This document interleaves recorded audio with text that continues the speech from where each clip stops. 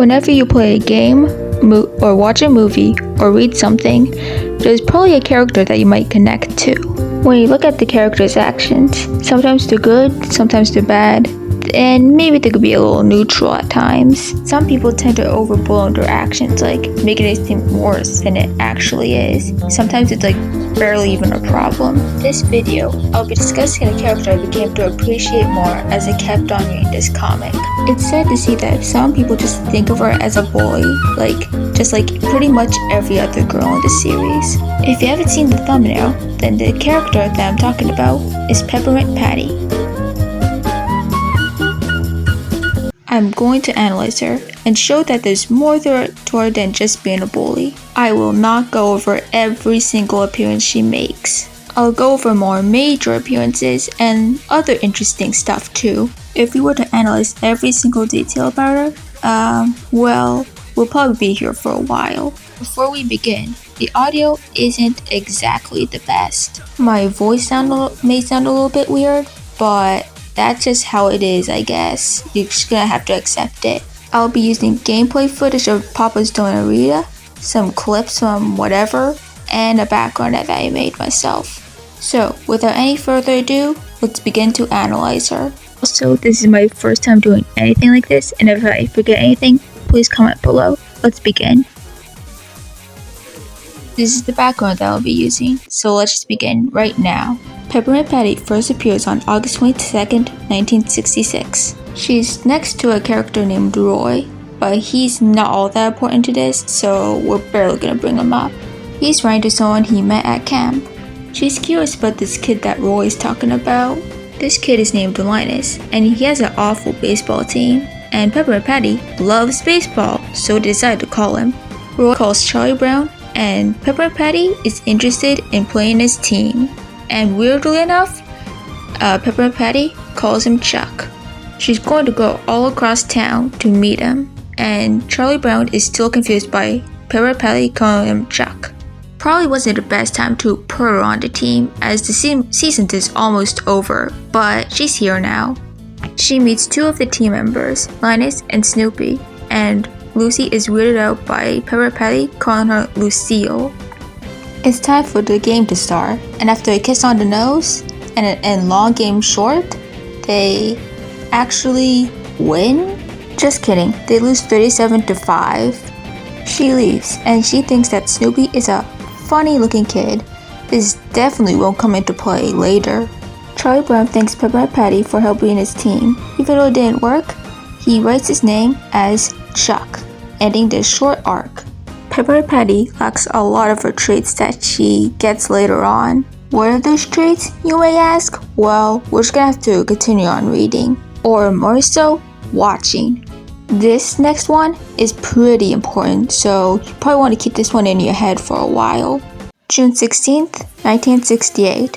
She's writing a letter, and Roy comes in. She's writing a Father's Day card, and she explains to Roy why she's doing it. I'm gonna put on a little voice, so expect it to be a little weird. Every now and then, my dad says to me, Peppermint Patty, do you know what you are? And I always say no. Then he says to me, you are a rare jam, and we laugh.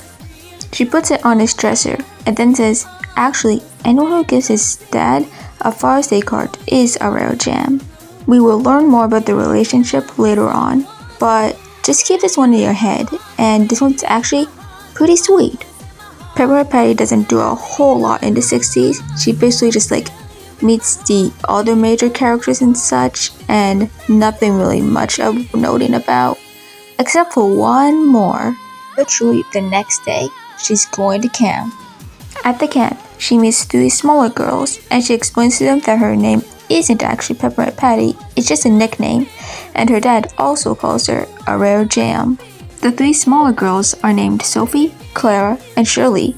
Peppermint Patty is her temp monitor, and they're going to be in this camp for 2 weeks. They're doing swimming tests. Also, by the way, this is a girls' camp. Peppermint Patty is once again writing to her dad, and I thought the fourth panel actually read, I'll be home soon, my love, but it actually reads, I'll be home soon, love, Peppermint Patty. I'm an idiot sometimes. Sophie is feeling sad, and Peppermint Patty tries to help. Try making a letter, but that doesn't really work out. Sophie brings in Snoopy. It's time to leave now. And also, do you know something about Clara? She reminds me of someone. I bet she won't be really important. She will definitely not impact Peppermint Patty's character. Overall, this is pretty decent. Not much happened. And so, it's time for us to leave the 60s. There wasn't a lot, and it's time for us to move on to the 70s. And oh boy, there's a lot. January 26, 1970. Peppermint Patty is talking about how great she did on this book report next to Franklin. Then she has to go to the principal's office. She's crying from this, and Franklin asks if she's okay. Remember the last line? Calls Charlie Brown for advice, but he doesn't really answer and she kinda accepts it. She goes to Snoopy and then explains him a story. I saw a pair of sandals in a store one day and asked my dad if I could have them. He said, "You most certainly may have them because you're a rare gem." Now, they say I can't wear them in school anymore because of the dress code. What am I going to do? I love my sandals. Snoopy kisses her on the cheek. She pretty much just explains what just happened to Linus and once again says that Snoopy is a kid with a weird nose. Unfortunately, she still has to wear the shoes and need this short arc, but don't worry, it's not over yet. We learn about Peppermint Patty that she likes her sandals and she does not like this dress code. I really can't blame her though, cause this rule is pretty sexist in a way. This one once again shows her bond to her dad and that maybe she's more than just mean. However, we still got a lot more to go. And how will she fight this dress code later on? September 27th, 1970 is an interesting one. She's walking with Charlie Brown and she wants to admit something and they sit by the venting tree. I don't know what this tree is called, but I'm gonna call it that for the rest of the video. I'm not beautiful, Chuck. Do you think I'm not beautiful because I'm being punished for something I did in my former life? Don't say anything, Chuck. I know I'm not beautiful. Don't say anything. Say something, Chuck. I mean, maybe it's wrong to play about not being beautiful. Do you think it's wrong, Chuck? I suppose I'm just being kind of silly, you know. Do you think I'm just being a little silly, Chuck? Do you? I'm glad you came along, Snoopy. Talking with Chuck isn't really satisfying. Honestly, this is pretty sad. Once again, this shows another side to Peppermint Patty's character, even though she hasn't really done much so far. You should probably remember this for later. Anyways, let's just keep on going. Literally a week later, Peppermint Patty is opening something and she seems pretty happy about it. She calls Charlie Brown and she got roses for her birthday from her dad. He comes in and she shows him the roses. Her dad also said something to her. He said that I'm growing up fast and soon I'll be a beautiful young lady and all the boys, or girls, will be calling me up, so he just wanted to be the first one in my life to give me a dozen roses. He calls me a rare gem. Suddenly, I feel very feminine. This is yet another one where Peppermint Patty's dad is shown to be really caring for her, giving her over a dozen roses. This makes her pretty happy, or what she says, feminine. Also, one more thing, if she doesn't know how to care for roses, is this like a pretty shit gift?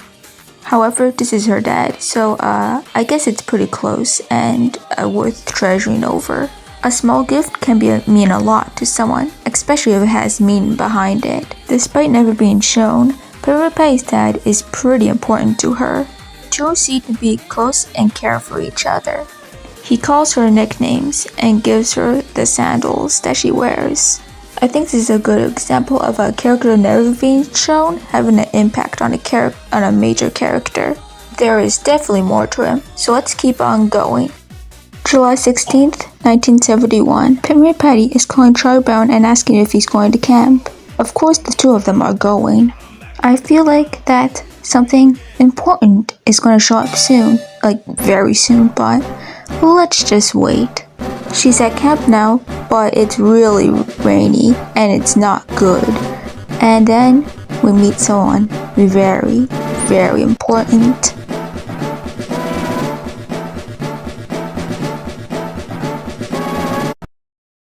Some girl comes in asking when is lunch while saying a very important word, sir. Peppermint Patty does not want to be called sir and calls the girl dorky. It's still raining, but the girl says that the rain is actually really good, especially for the farmers. Peppermint Patty does not give a fuck. It's nighttime, and the girl's stomach hurts, and Peppermint Patty tells her to go to the dispensary. The next morning, the girl apologizes for waking her up. Peppermint Patty imagines that she's a temp monitor for this girl, and I think it's implied that the girl is younger than her. The girl then asks Peppermint Patty if the camp would be better if there were boys in it. The boys' camp is across the lake, and Peppermint Patty knows some boys there. The two head over to the camp. The girl is still worried about this, but Peppermint Patty assures her that it'll be okay, and to be back by 9. The girl still calls her sir, much to Peppermint Patty's dismay. They come across Snoopy. They eventually meet Charlie Brown, and then she explains what they were doing, and then she mentions that she's gonna fix up the girl with Snoopy. Is that bestiality? She then asks Charlie Brown who's that kid over there. She introduces herself to the kid, but he just replies with, "Shut up and leave me alone." She is not happy with this. And so, she and the other girl walk back to her own camp. It's time to leave the camp, and Peppermint Patty asks the girl why she keeps on calling her sir. She says that it's annoying, and the girl replies with, "No ma'am," ending this arc. This arc is very major for Peppermint Patty, and the girl, well, you wanna know what her name is? It's Marcy. We will see her a lot from here on out. Her name isn't really mentioned until October of the same year. Although this arc doesn't show too much of their dynamic yet, it still shows how it'll be like. Let's continue on and see what the dynamic will eventually become. October 4th, 1971. Peppermint Patty's calling Charlie Brown to play a game called Ha Ha Herman. And look, Marcy is also there too. That's good. Anyways, all of them meet up. They all run off, and Charlie Brown is it. Peppermint Patty and Marcy are looking for Charlie Brown, and then Marcy asks if Peppermint Patty is in love with Charlie Brown. She answers with, "How could anyone ever be in love with such a boring, dull, wishy-washy old Chuck?" Marcy hears someone sighing. Peppermint Patty then yells out where he's going. Marcy answers with what she just said. Peppermint Patty says that she didn't mean it, but it's too late. Marcy goes to Charlie Brown's house, and then goes to Sally to see if he's okay. Sally says that her brother doesn't have any friends. Although Sally does not know who Marcy is, she does know who her brother is. Marcy makes it in, but Charlie Brown does not want to talk to anybody, and Sally tells her to leave. Snoopy also won't do any much help either. She goes to Peppermint Patty's house, and she also feels bad for what she said yesterday. Marcy suggests her to apologize. They're walking over to apologize, and Marcy once again mentions that Peppermint Patty might have a crush on Charlie Brown. She once again tells her that she is not in love, and nearly repeats what she said that hurt Charlie Brown's feelings. Marcy tells her to be careful what she says, and also mentions the fact that she hasn't said sir. Peppermint Patty apologizes to Charlie Brown, with Marcy ominously watching over them. She says that it's not easy for a girl to talk to a boy, but Charlie Brown brings up the little red-haired girl, and Peppermint Patty is not happy about that, ending this arc. Also, by the way, nothing really ever good happens at the venting tree. I believe this is like the first mention of Peppermint Patty's crush on Charlie Brown, and it's pretty much sets up what's like. Reminder that these are like, 8-year-olds? They're not like someone in like 20s or like 30s. Like, I know that she was like wrong here, but she's like 8. Like, of course she's not gonna really know what it is and like how to deal with it. I do not think she intentionally wanted to be mean here. She's essentially just like manipulating herself, telling others that she does not love him. Like, yeah. When you do not know how to handle these feelings, you just like basically manipulate yourself to not liking them. I'll explain this better later on and like in the final part of like the relationships and stuff. So for now, I think we should just like keep on moving. The dress code thing is back, and I'm gonna quickly go over it. She can no longer wear shorts or the shirt. The dress code thing is tomorrow, and Peppermint says it's bad, and he is right, of course. She's wearing the dress, and the kid laughs at her, and she pounds him for it. She goes to Snoopy once again, saying what she should do when everything is feeling hopeless. He kisses her once again, and she thinks that's good advice. It's Monday, and she has to wear the dress again, and she wonders why it has to be a dress code. If you wake up, but don't open your eyes, will the day go away? She goes to school not wearing a dress, and of course, she is sent down to the principal's office. She is prepared though, as she has made Snoopy her attorney. Anyways, the two have to appear for the school council tomorrow. Well, it's the big day, and we learned that Peppermint Patty's name is actually Patricia Reichart. Well, that is the name. Anyways, they're at the council now. Anyways, after defending their causes, they lose. Yeah, not the good ending. Anyways, she has to read the Constitution every lunch hour, and she still thinks she's right. She is right, of course, ending this arc. We see that Peppermint Patty will stand on her ground, and that her name is Patricia Reichart.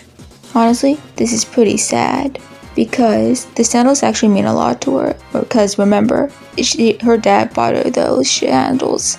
He loves her, and having those sandals removed and being not forced to wear them, it honestly removes something from her.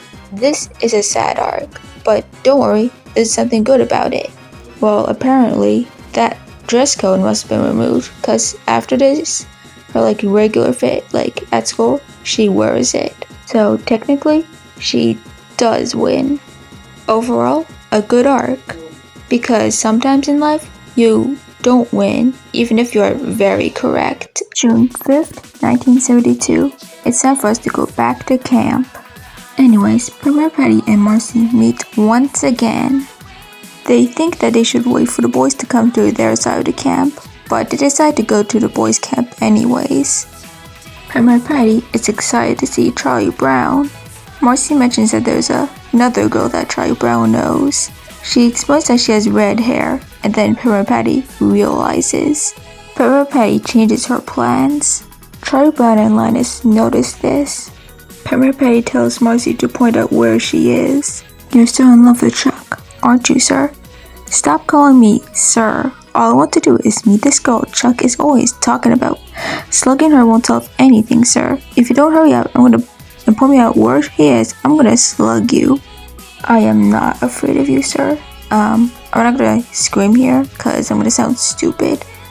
Anyways, Marcy points her out, but then Peppermint Patty beats her up, or at least tries to.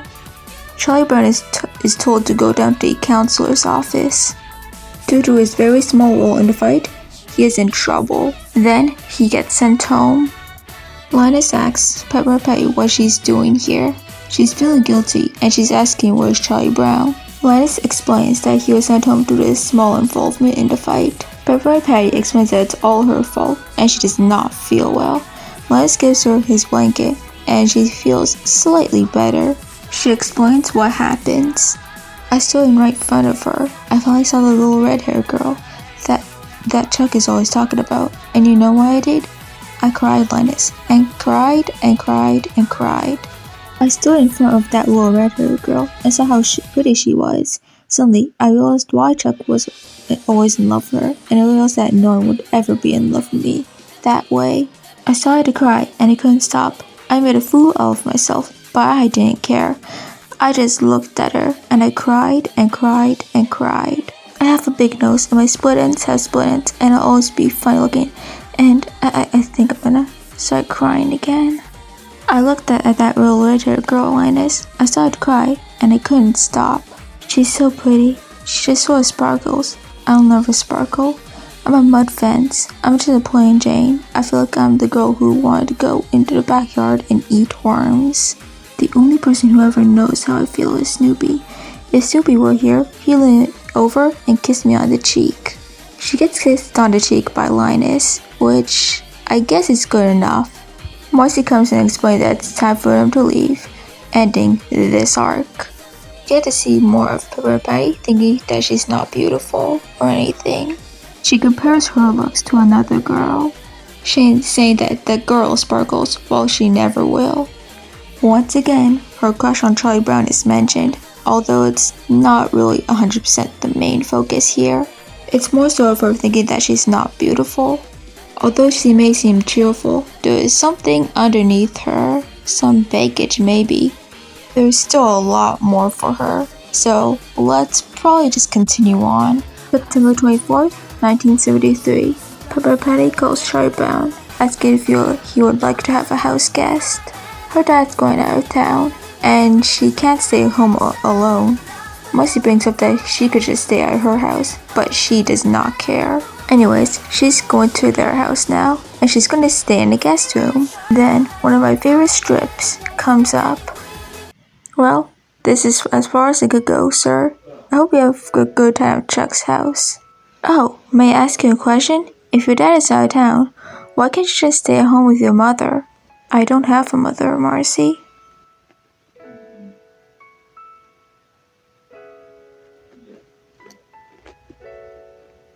I think I'll go home and paint my tongue black. I'll explain all of this later. Anyways, she's at the house, and the guest cottage is Snoopy's doghouse. Eventually, she has to sleep for the night. It's morning, and she asks something for a lot for breakfast. Well, unfortunately, she doesn't get it. She transfers to Charlie Brown school, and she explains why. Oh yeah, I forgot. She goes to a different school compared to the other characters. It rains while she sleeps and is about to go to school. She has dinner, but it's not usually what she would do. Snoopy is loud during the night, of course. She somehow moves their mail over to their house in a short matter of time. It's raining once again in the middle of the night. She's at school and explains why she couldn't do a report because it was like raining out. Also because her hair was dripping with water and there was no lights. Anyways, her dad is back. Charlie Brown says she could leave now, but she's too comfortable, and then he decides to tell him. But she said it was sarcasm. I'm betting that it was crush though. She complains to Marcy about the house experience, saying how she did not like it, ending this arc. I'm gonna go over this one quickly because I have something bigger to talk about. Anyways, I thought this one was pretty good. Not amazing, but I liked it. Nothing too important happens here, but the one specific line is this one. We learned that Peppermint Patty's mom maybe doesn't exist. It never really explains like what happened to her. Is she dead? Is she alive? I don't know. Although this one isn't like super duper funny, I like it because of a different way. It pretty much explains it, although not in like a bunch of depth.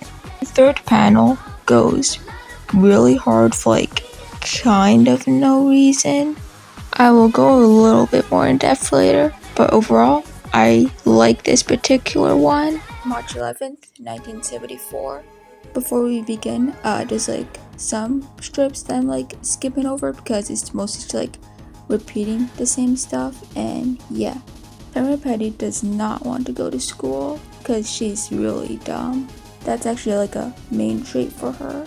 Marcy says that she can't just quit school. Peppermint Patty mentions that yesterday her teacher criticized her lunch. To be honest, the lunch isn't like really good, so I understand where the teacher is coming from. Anyways, Peppermint Patty is now on Snoopy's doghouse. Marcy asks what the hell she's doing. Peppermint Patty explains that she's gonna stay on the doghouse for the rest of her life. It's because that Snoopy is the only one who understands her. Due to this, both miss first period. And yeah, Marcy is starting to lose her patience. She explains to Charlie Brown that she had to miss the entire school day because of this. Marcy has pretty much had it. Then Marcy pulls Peppermint Patty off the doghouse. Peppermint Patty says that she's destroying the guest cottage, even though it's not. Snoopy is just like in the mix of it, I guess. Due to all of this, the doghouse is destroyed. Alright, Marcy, I hope you're satisfied. You destroyed Chuck's guest cottage. It's not a guest cottage, sir. It's a doghouse. And Snoopy is not a funny looking kid with a big nose. He's a beagle. When are you gonna face up to reality? A beagle? Anyways, the two leave, while Peppermint Patty is shocked that Snoopy is a beagle, ending this arc. This one, Peppermint Patty learns that Snoopy is not a person. Also, this is like the first one in the video that I show you, but this is kind of the part where we learn that Peppermint Patty is not like smart at all. You'll see this a lot more when we continue on. Anyways, let's just continue, I suppose. November 4th, 1974. Okay, so this is like the longest arc in like the strip, so I'm just gonna try to like be quicker than like a little bit normal. Peppermint Patty is skating and Marcy does not know this. Of course Peppermint Patty is into sports and all kinds of them. When she's older, she wants to play professional ball in the summer, skate in the winter, and some motocross. Then she crashes into the snow and Marcy says that she's an amazing person. First up, Peppermint Patty not having a mother thing. Damn, she'll never experience those things, I guess. Maybe? I don't know. Franklin is like interrupting her like skating session, and if you look at this like the wrong way, it like Peppermint Patty kind of comes off like an asshole. Like kind of like take this out of context. I don't know what I'm saying anymore. Like I think she's like kind of like curious and like asking. Let's just continue on. Peppermint Patty calls Charlie Brown, asking for a skating pro. This skating pro is Snoopy. Marcy is here, and Peppermint Patty wants her to skate, but Marcy has weak ankles, just like Mari. She trains with Snoopy. Anyways, she needs a skating dress. Luckily, Marcy has a sewing machine, but it's her mom's. She decides that Marcy should make the dress. She wants it to be red and to have sequins. Anyways, they get the equipment. Marcy finishes measuring. She explains the measurements with the hips and waist, but gets somewhat flustered for the bust. Bust? Marcy, it's a perfectly legitimate sewing term. Marcy is making the dress now. After some practice, the dress is complete, and Marcy hands it to Peppermint Patty. Well, is the dress any good? I guess that's something. Peppermint Patty complains how awful the dress is, like it doesn't even have sleeves. She says that she's about to cry. Also, I love this face of like Marcy. She looks so genuinely like sad. She shows it to Snoopy, then to Charlie Brown. While at his house, the phone rings. Marcy calls, needing to talk to Peppermint Patty, but is choking on her words. And so, Peppermint Patty and Marcy cry, while Charlie Brown stands there. Don't worry though, because Marcy's mom has made her a new skating dress, which is much better. She said that she also knows that you don't have a skating mother to sew outfits for you, and she wants you to look good in the competition.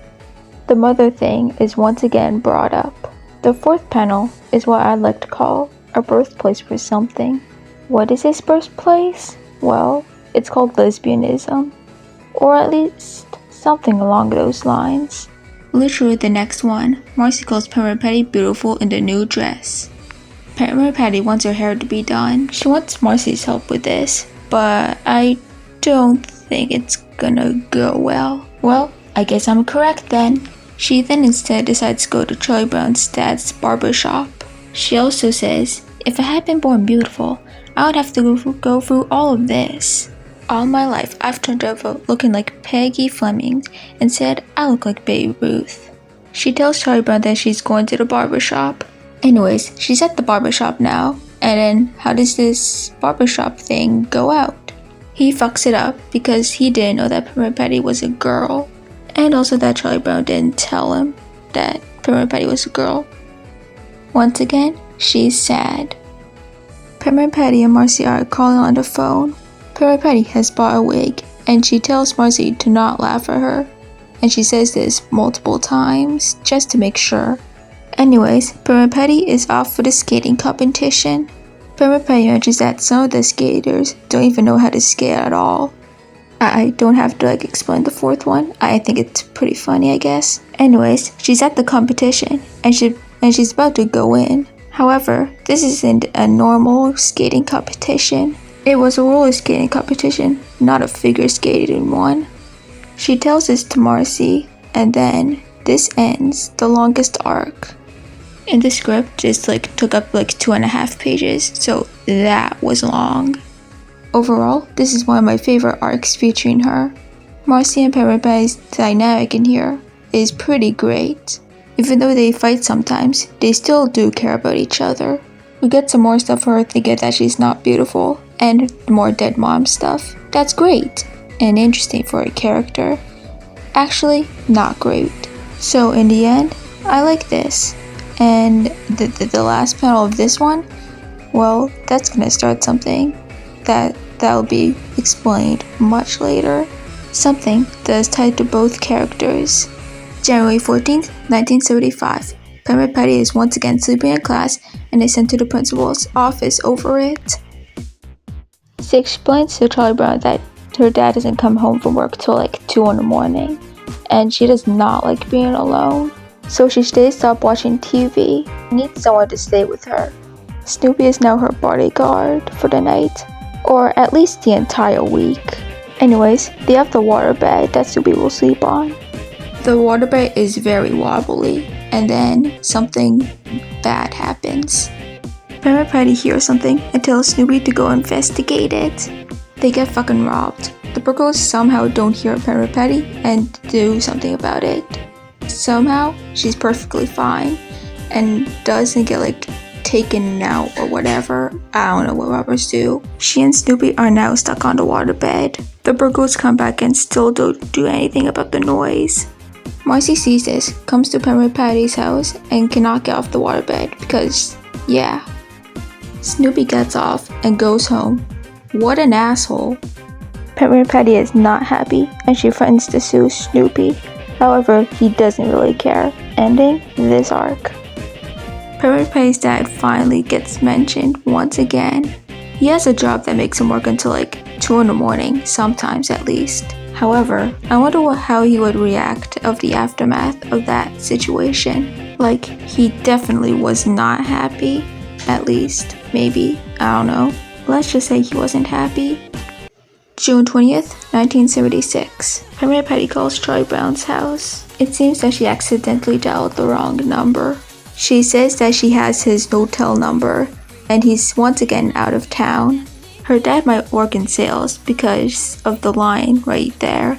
Are you having a good time? Are you seeing any good deals? She eventually realizes that she's calling the wrong person. This one shows how much Peppermint Patty cares for her dad, with her finding the motel, or at least attempting to. One time, I saw a Reddit post, I believe, and it said maybe Peppermint Patty likes Charlie Brown because she reminds him of his dad. I guess that's something. Overall, this one's pretty cute, and it shows Peppermint Patty's dedication to her dad. July 20th, 1976. Peppermint Patty and Marcy are once again going back to camp. Marcy says that there's a boy bothering her by calling her names. Peppermint Patty says to point him out when they get to camp, and then that she'll shorten his lifespan. Marcy has already done something though, by hitting him with a first aid kit. They're at camp, and once again, Marcy is beating him up. She does this multiple times. The boy has been calling Marcy lamb cake, and Peppermint Patty is confused by this. She kicks him for calling her sir. However, with Marcy, she doesn't do this. I guess it's favoritism. The kid was just in love with Marcy, but she isn't buying it. Anyways, the kid's name is Floyd, and the two talk. Marcy does not want a boyfriend or anything of the sorts. Anyways, after some more interactions, the Floyd leaves, and Marcy's happy about it. Anyways, the story ends here with Peppermint Patty, basically, because yeah. Sorry if I've been dismissive here, but this is a Marcy story, not a Peppermint Patty story. I'll probably go over this more properly in the future, I guess. Let's continue. June 13th, 1977. Peppermint Patty is going to be a golf caddy, so Marcy joins along, or just kind of goes for the ride, I guess. They make it to the Ace County Club to get their jobs. Anyways, they sign up and they have to go to the caddy master. The caddy master is a misogynist, and I'll be calling him that for the rest of the video. Two girls are caddies for Miss Bartley and Miss Nelson. Marcy has a big bag and has to goddamn crawl in order to move it. Peppermint Patty has a regular bag though. They do golf stuff and Miss Bartley and Miss Nelson are arguing, but I hope it doesn't get worse. They do more golf stuff, but Marcy falls into a sand pit. Peppermint Patty seems to be doing all fun stuff, just a bit confused, that's all. Miss Bartley and Miss Nelson are arguing once again, but it's worse now. Marcy tells one of them to push him in the lake, and Peppermint Patty tells her to stay out of it, which is reasonable, of course. It got worse, as they're fighting each other now. Eventually, it gets bad enough for Marcy to quit, and Peppermint Patty joins along. They each make $1, but the misogynist guy wants half of it. Here's a scene that I really like.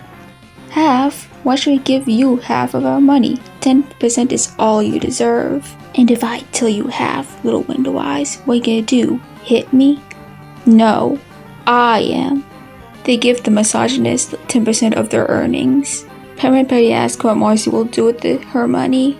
Marcy says that she's gonna get her own golf ball and join the tour, and Peppermint Patty calls her weird, ending this arc.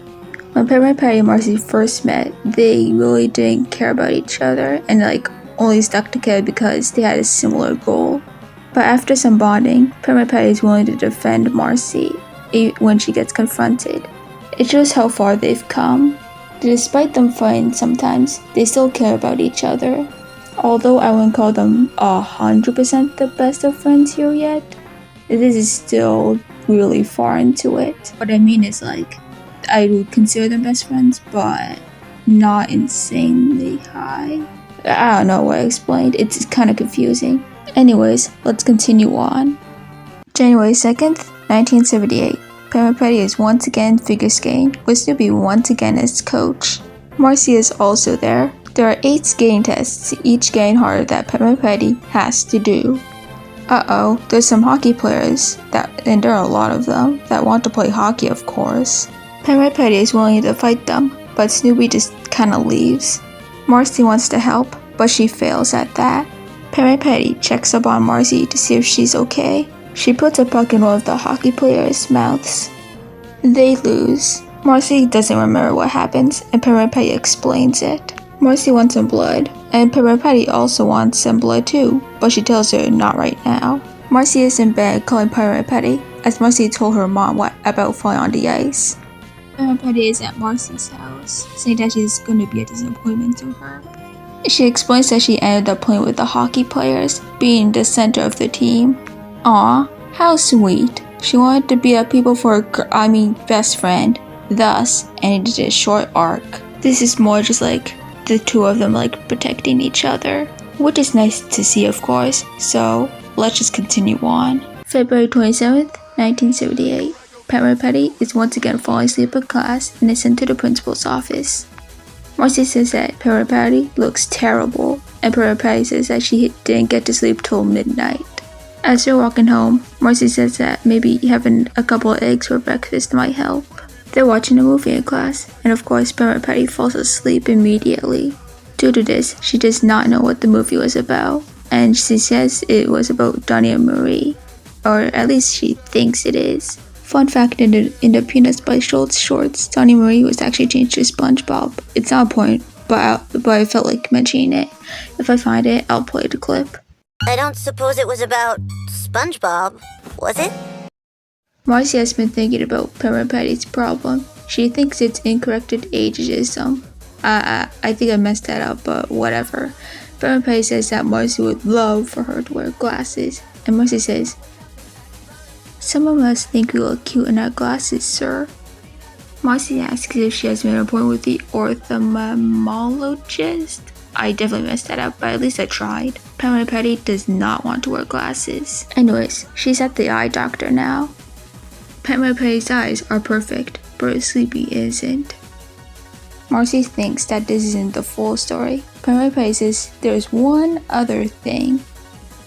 And Marcy yells, "I knew it," with a grin. Peppermint Patty says, "You drive me crazy." Peppermint Patty is dreaming about Charlie Brown, and Marcy has realized what may be the problem: unrequited love. "You were sleeping in class again, sir, and you were dreaming." "I was?" and he called out Chuck's name. I did? I think you like him, sir. I do? You're filled with inner turmoil, sir. I am. However, it's just a theory. Again, Peppermint Patty calls Charlie Brown. Marcy has his theory about why I fall asleep in school all the time.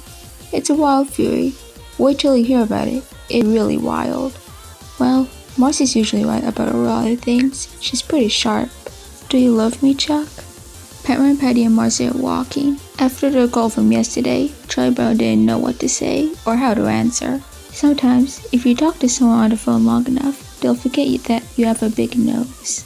Marcy still wants to test her theory of Peppermint Patty being a victim of unrequited love. She says that if someone were to kiss her every night for school in the morning, it would help. She tells her to turn around, and Peppermint Patty gets kissed on the nose by Snoopy. Marcy says, we all need someone to kiss us goodbye, and Peppermint Patty says, join the Navy, ending this arc. To be honest, I don't have much to say here, other than the Charlie Brown and Peppermint Patty crush thing is back after a while. Anyways, let's just continue on. 11th, 1979. Although this is a more Charlie Brown and Lucy focused one, I'm just gonna cover it anyways. Plus, it has something very important that'll affect both Peppermint Patty and Marcy for the rest of the video pretty much. At least for the strips. Charlie Brown isn't feeling well and has to go to the hospital, and eventually he gets diagnosed with unknown disease or something. Marcy learns that Charlie Brown is in the hospital. Peppermint Patty wants to send him some flowers through the phone. They go to the hospital where he is, but they can't go in. They sit at a park bench just across the street. Marcy casually drops a bombshell. The lights in Chuck's room just went out, Marcy. He's probably gone to sleep, sir. Sweet ball, Chuck. Hope you feel better in the morning. We miss you, Chuck. We love you, Chuck. We do? We love you, Chuck. This is one of the few times the Sunday strips carry out this story from the weekdays and such, and Saturday too. I'm just gonna read the entire thing. I think it's pretty self-explanatory. If you sit on a park bench across from the hospital and stare up into his window, the patient feels better. Poor Chuck. I had to think of him lying there in that hospital room. You kind of like Chuck, don't you, sir? Well, I don't. I feel the sorts of, I love Chuck. I think it's real neat. Real neat? You think he's real neat? I sure do. Someday, I hope he'll ask me to the senior prom. In fact, if he asked me, I'd even marry Chuck. Come with me, Marcy. Is this the emergency entrance, ma'am? We're friends of Charles Brown. I have another patient for you. I think she's even sicker than me. As I said earlier, this love triangle will continue on for the rest of the series. What I said here is pretty much just self-explanatory, so let's just continue on. September 25th, 1979. Peppermint Patty says that Lions has a nice football. Marcy says that how male and female budgets for inter-college athletes are much lower. So yes, Peppermint Patty and Marcy are feminists. They do this to Charlie Brown too, but instead of if he's against women's sports or not. Peppermint Patty decides to speak up, and Marcy and Lucy join in. Sally, however, doesn't really. However, turns out that Marcy doesn't give a shit about women's sports, or sports in general. Marcy, some points has been removed from you. If you do something good, then maybe I'll add them back in. Marcy decides to start organ lessons with Miss Hagemeyer, and Marcy is kind enough to give recital tickets to Peppermint Patty. That's sweet, I guess. Charlie Brown is thinking of switching teams, but Peppermint Patty will not join his team, ending this short arc. This one shows how much Peppermint Patty cares for equality. Although, even though Marcy has glasses, she ain't all brains. She can be a dumbass at times, but this video ain't about her, so we're not covering them really at all. It makes perfect sense why Peppermint Patty would want sports equality. Although she is stupid, she isn't evil. We're officially out of the 70s, and it's time for us to go into the 80s. In the 80s, we'll be going a lot quicker. Peppermint Patty has gotten a lot of development. That's a lot of development from the 60s and the 70s, because in the 60s, she was only there for 4 years. Will she get more development? Well, let's find out.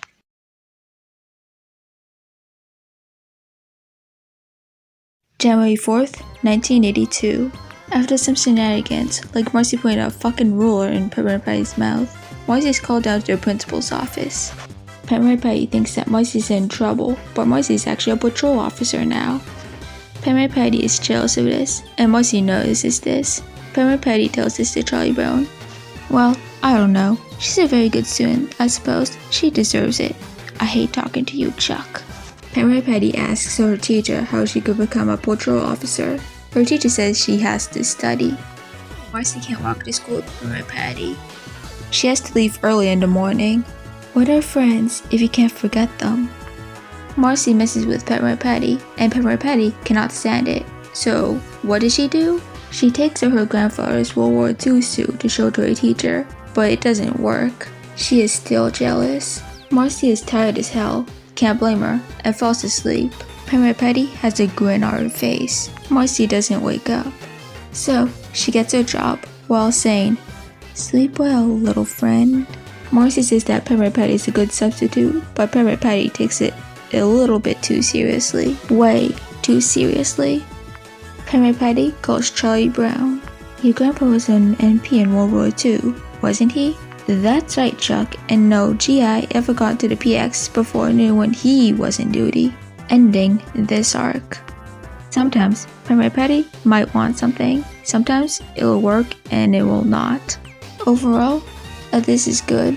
Anyways, let's continue. May 9th, 1982. It's Mother's Day, and Peppermint Patty and Marcy are looking for cards. Yes, ma'am, I'd like to buy a Mother's Day card, but I don't have a mother. What I need is a Mother's Day card for my father, who has always been a mother to me. You don't have a card like that? Graduation card, sir. Like he's graduated from being a father to being a father and a mother. Peppermint Patty thinks that she'll just give her dad a hug. Marcy says it's a good idea. It'll be the best Mother's Day gift a father can have. Aw, that's sweet, I suppose.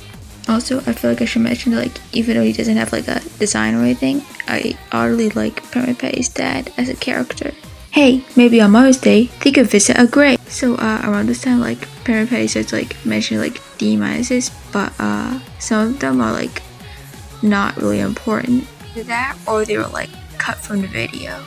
Actually, if you like to come think of it, I'm probably gonna have to cut out a lot of stuff that's just repeating. This next arc is a little bit different, so I'll try to go as fast as I can. Plus, it's stretched out, so they're all related, so I'm gonna count them as related. June 4th, 1984. Peppermint Patty has gotten another D-. They're getting report cards today to see if they're going to get moved up a grade. However, she has failed. She will not be moved up a grade. That means she cannot be with Marcy, which is sad. Peppermint Patty randomly blames Charlie Brown, but don't worry, she apologizes. I failed, Marcy. I won't be in your class next year. You won't be sitting behind me. Who's gonna wake you up when you fall asleep on your desk? Who's going to take the loose leaf binder off your head when it gets tangled in your hair? Tests. Who's gonna give you all the answers? You never gave me any answers. Peppermint Patty is at the school psychologist. Anyways, that school psychologist said that Peppermint Patty's dad should take Peppermint Patty to Europe for the summer. Marcy is totally definitely not jealous. To be honest, I wouldn't really 100% blame her.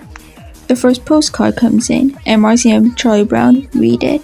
Peppermint Patty says that she's doing great with the language, but not really, to be honest. She's somehow better at the language than me. She's at the Eiffel Tower, but she doesn't remember it due to being asleep. Isn't her dad with her? She should be fine. Wait, actually, never mind. He has work there, I believe.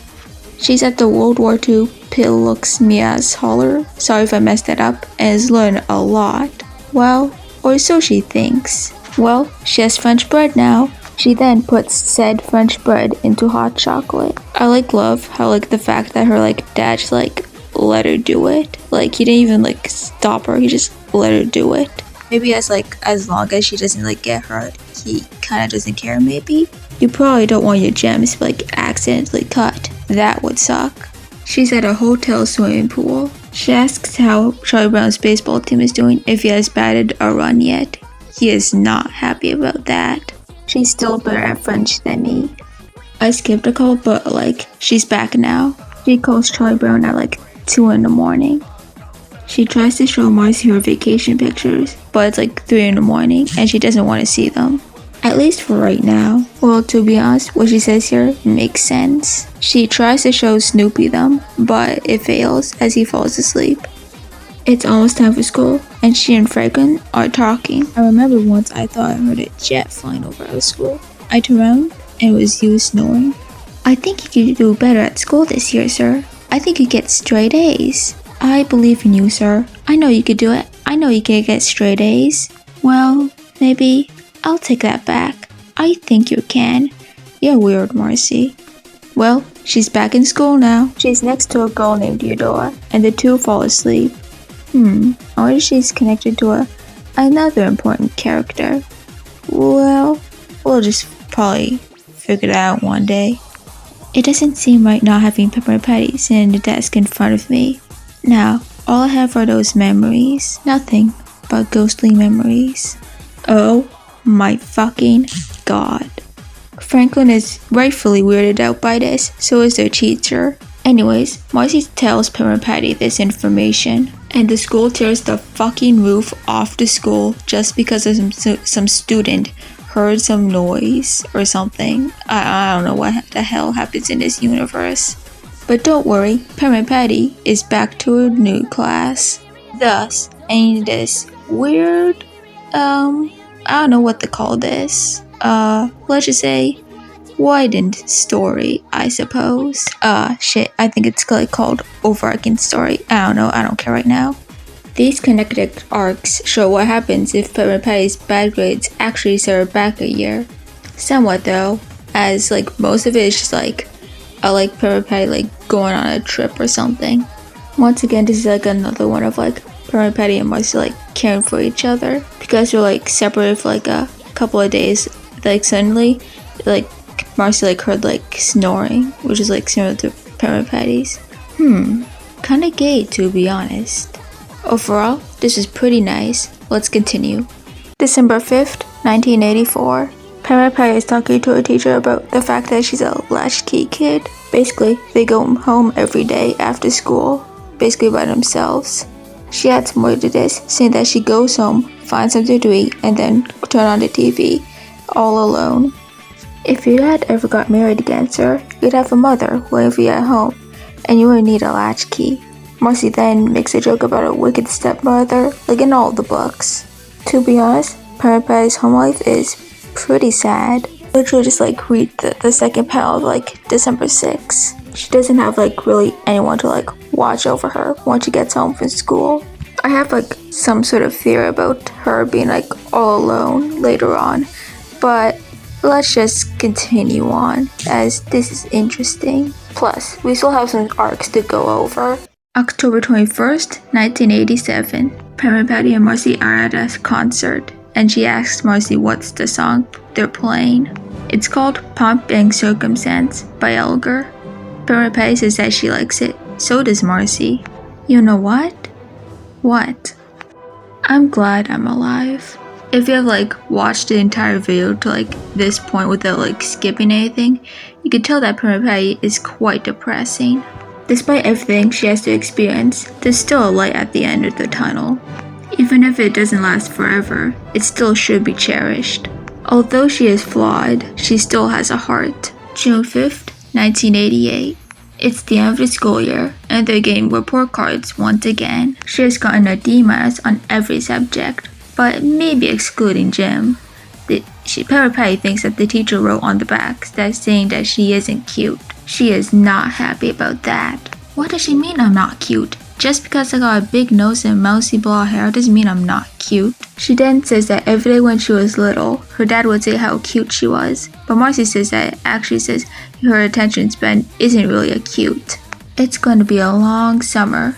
You're weird, sir. Despite calling herself not pretty sometimes, she'll get mad when someone thinks that she isn't cute. Also, yeah, another thing about Peppermint Patty's dad.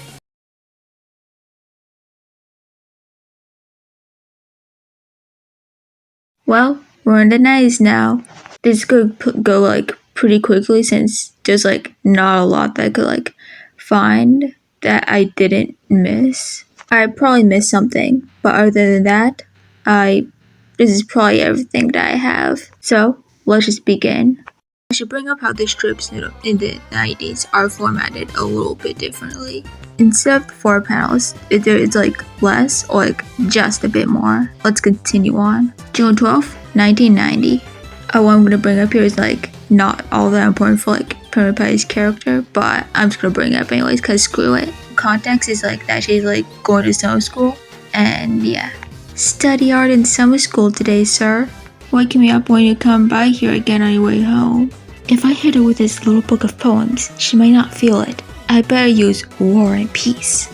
Okay, so how hard would that hit? From what she's holding, she seems to be holding the hardback cover. The answer that I kept on getting was around 4 pounds for the hardcover, but I kept on saying like 10 pounds or like a little lighter, so I'm just gonna round it up to like 5 pounds. It might be heavier, it might be lighter, I don't know. Let's continue on. Let's assume Marcy is like 8 years old here. Children around 8 usually weigh around from 44 to 80 pounds. Let's assume Marcy's on the lighter side, like 48 maybe, I don't know. Up to 20% of the person's body weight can be carried with no extra exertion of energy, read right here. So, 20% of 48 pounds is 9.6 pounds. Marcy is either slightly hurt or fucking dead. Marcy could have gotten brain damage over a joke. Don't take this seriously though. I didn't either. October 13th, 1990. Peppermint Patty and Marcy at the concert once again. The next piece is a concerto for flute and orchestra. It was composed by Ellen Switch, who incidentally happens to be a woman. Oh hey, that's where that came from. Okay, so like this next one's like more major to like Marcy's character than like Peppermint Patty's, but it's like somewhat counts, so I'm just gonna bring it up. Also, I will not spoil whatever like Marcy's worrying about. If you want to find out, just read it yourself. Peppermint Patty calls Charlie Brown's house to see if Marcy's okay. She's asleep from being stressed out. She comes in to check up on Marcy. She feels really bad for her. Aw, that's sweet. I don't like have any funny joke here, just so much like genuinely sad. After that all is done with, they're back at school. Although she messes up on the answer, she still has self-esteem. I'm not exactly sure. June 19th, 1996. Peppermint Patty and Marcy are at camp, but they don't like it and they think of leaving the camp. They call Charlie Brown to say how much they hate it. They want him to rent a helicopter, but 2. They call again and they want their money back. It was Peppermint Patty's idea to go to the camp. They decide to escape by using shovels. They need to dig down 5 feet and then they tunnel for 100 yards and under the fence. They ditch the plan and just decide to go crawl under the fence. They escaped and they go to Charlie Brown's house to say this to him. Also, I kind of like find this panel kind of funny, I guess. They still want their money back, but it might be a bit of a problem. Thus, ending this short story. To be honest, I was like thinking of like cutting this from the video, but I need to like include the love triangle at least like one more time, so yeah, it's in here. Also, I'm just gonna like say right now, but I think the love triangle is kind of pointless. I'll explain that in character relationships. June 25th, 1998. I'm just gonna read it out. This one kind of explains itself. What a face. I'll never be beautiful. You will someday, sir. All your features will settle into their proper sizes and places, and you'll be beautiful. What about my hands? Someday you'll have pretty hands, sir. What about a certain friend of mine? She'll be gorgeous. I know she's like somewhat messing with her, but I'm still trying not to like make a joke or anything. Well, this is the final Peppermint Patty and Marcy strip. It's a Sunday one too at that. Anyways, I want to explain what happens, as it's pretty clear, so I'll just read it once again. A little rain, a little mud, that is what it's all about. Hey Chuck, it's a great game, isn't it? We're having Chuck, aren't we, Chuck? It's still your ball. Further down. What are you gonna do, Chuck? You gonna run or pass? Everybody's gone home, sir. We should go home too. It's getting dark. We had fun, didn't we, Marcy? Yes, sir. We had fun. Nobody shook hands and said, good game. I saw someone post on Tumblr about something interesting they had thought about this, which I'll link below. If you don't feel like reading it, I'll just give you the general gist of it. So, Peppermint Patty is about to go to heaven, and no one is there. Peppermint Patty wonders what's going on. Marcy comes in, saying that Peppermint Patty should accept her fate. Marcy could be either an angel, or a figment of Peppermint Patty's imagination, or also, she is going to heaven too. Peppermint Patty said that it has to end like this, like, not being like all exciting and stuff. But, did they have fun while it lasted? Well, that's on them to decide. She becomes still, expressionless, and somewhat distorted. The background also becomes distorted, as there's no grass or anything. This one was the next one the next day, and yeah. Then this. So, in the end, Peppermint Patty had the most development in the strip. I believe this is also the longest part of the video. I'm not sure how long it is. I'll find out. I think you should remember what happened to her. I'll go over all of that in the end, or towards the end to be more specific. So, up next, we got some animated stuff. So, what are we waiting for? Let's continue. So, this is an intermission, and it's gonna be like basically me looking at like Peppermint Patty merch. That's pretty much just intermission. I don't know what they are. I just like went on eBay and just like screenshot like a bunch of them. I think I have like over 30. So yeah, let's begin. Also, if you notice this is like recording. I don't have like whatever recording stuff, so you're just gonna have to deal with that little orange red thing. Anyways, first we have this car, I guess. Okay, I believe these are like piggy banks. Yeah, it hurts like back in the head because she's dumb. We got some like soda and a trash can. I mean, no, a trash bag. Okay, actually like thinks this looks kind of good. But those sandals, those look kind of weird. Anyways. Okay, so I don't know what this is.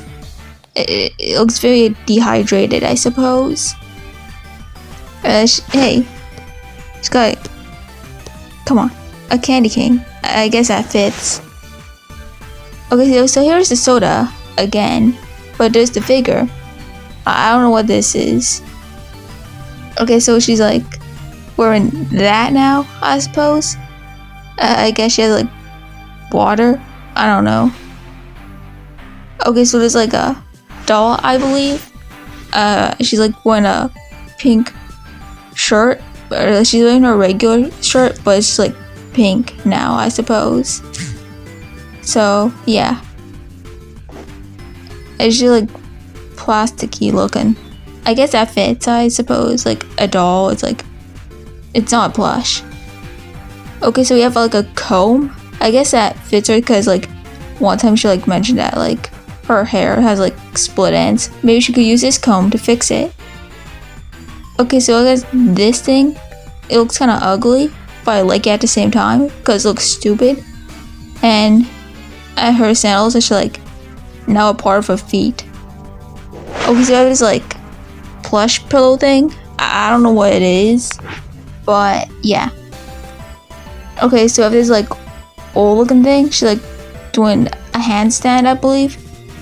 She is athletic, but she's some reason got like the number 3. I guess. Okay, so there's like a PSA graded card. I hope this goes like however much the Charizard like hollow old card goes for like. Okay, so this is like another plush, and her hair is like kind of weird. Also, she doesn't have freckles for some reason.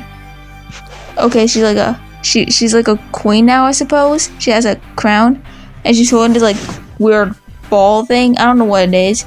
Is that like some sort of urn where you like put ashes in? Maybe that's her like mom's urn for something. Speaking of which, she's an angel now. I guess she has joined her mom. Okay, she's like on a sled now, I suppose. I don't know what you're supposed to do with this.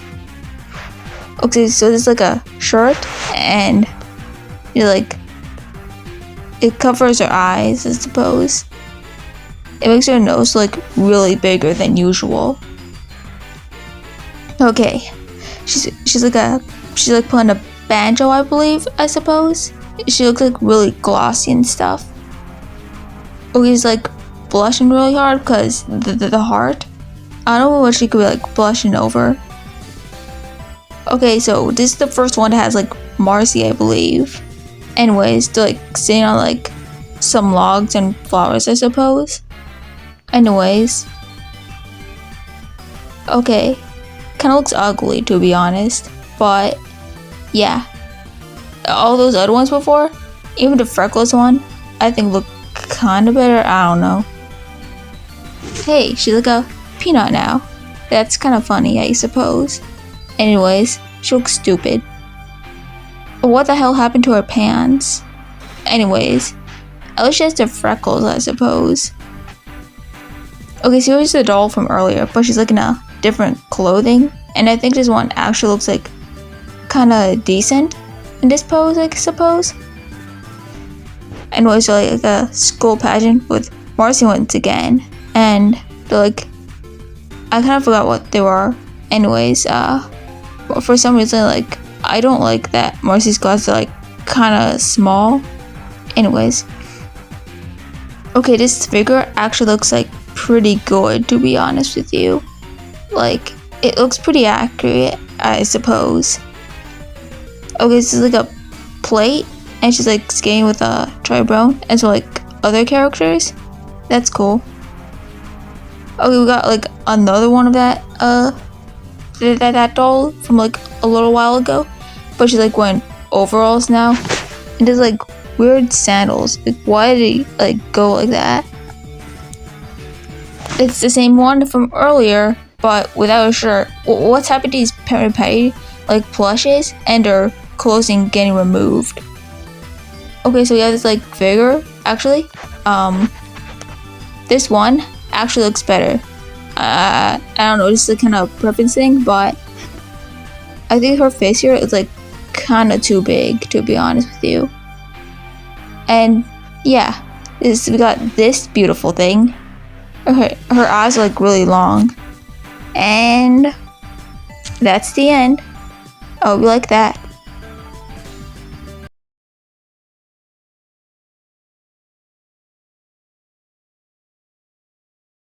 Peppermint Patty in the specials and other media isn't as deep, but there's still some moments and specials around her. She appears in Screw You, I'm not reading all of this. Before we begin this part, I should note something. I haven't seen every special or movie. I haven't seen every episode of like every TV show that exists. I'll be mentioning 5 specials and 2 movies.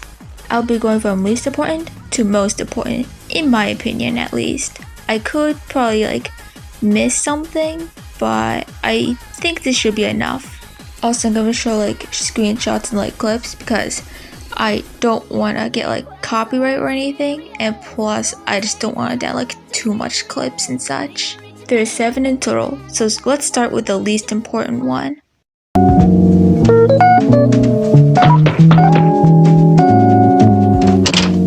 I got the egg, sir. Of course I had to mention this one. Despite a lot of people remembering this, it's the Easter Beagle is going in dead last. I added this because people will be like, mention why didn't I add this one? So here you go. Anyways, Peppermint Patty and Marcy are making Easter eggs. Peppermint Patty is killing them, Marcy is to boil them. It just should be pretty easy. Peppermint Patty is doing her job correctly, but Marcy fucks it up. They eventually go to the mall twice with the main gang, and like in the second one, they dance with Snoopy. I honestly don't feel like getting like some screenshots for like certain scenes because I could just like tell you guys. They try again for the second time, but of course they mess up. Goddamn idiot. So this is their 3rd try, and I'm surprised that Peppermint Patty didn't just like switch roles with Marcy at this point. They don't have eggs, But don't worry, Snoopy comes in and gives some eggs. Peppermint Patty explains to Marcy that they eat the eggs. Marcy suddenly pulls out a salt shaker and tastes it. It's awful, ending their story here. Yeah, there's no super major character moment for Peppermint Patty here, but I feel like people would say that I missed this one, so here it is. Plus, this is a pretty iconic role for her, so why not add it? Okay, so the next one is number 6, I believe. And this one, I got a lot to say for a certain scene. And let's just say, I don't think I might be happy, but let's just get into the scene. Or more so, what happens before. A Charlie Brown Thanksgiving is interesting, but more so in a sad way, to be honest with you. I think you know how this goes. She basically just invites herself to Charlie Brown's house for Thanksgiving. She does this because her dad is out of town. What kind of job makes you skip Thanksgiving? I don't know, to be honest. However, I'm just wondering why he didn't just cancel it. Anyways, let's just continue on with the story. I think you know what happens, and I don't feel like explaining it. Peppermint Patty has also invited Marcy and Franklin, so yeah, blah blah blah. They're here now. I don't know. Anyways, they're at the Thanksgiving party now, and I feel like I have to mention something here, but I don't think it's all that important. Plus, the food looks fire, so let's begin eating. But first, we have a speech about Thanksgiving, which I'm gonna skip over because it's not all that important to this video. It's time to eat now, and from what I saw, the food looks, I guess, something. I mean, at least it didn't Starville to death. I love Peppermint Patty's face here. She's what the actual hell? Boy, we're at this scene, and I got a lot more to say once I get into the overview of this part. She basically says that the food sucks, and then she starts making fun of Charlie Brown for this. Marcy says that Peppermint Patty was maybe a bit too harsh on him. Peppermint Patty is still pissed off about this. Marcy asks her if Charlie Brown invited them over, or Peppermint Patty invited herself over. She goes all damn, maybe I'm right, and then forces Marcy to apologize instead of herself. So, Marcy apologizes. Don't worry though, Peppermint Patty decides to apologize face to face. Uh-oh, Charlie Brown and Sally might be to their grandma's Thanksgiving. But don't worry, he invites all of his friends over. Except for Lucy, Schroeder, and a couple others I don't feel like mentioning. Fuck them, I guess. Anyways, that's the end for Peppermint Patty here. I do have one scene to mention though. And it's the scene where Peppermint Patty complains about the food. Some people say that she's a complete asshole here, as she invites herself over and expects so much from Charlie Brown. They are technically correct. But listen to me, some people who watch this scene believe that this is Peppermint Patty's entire character.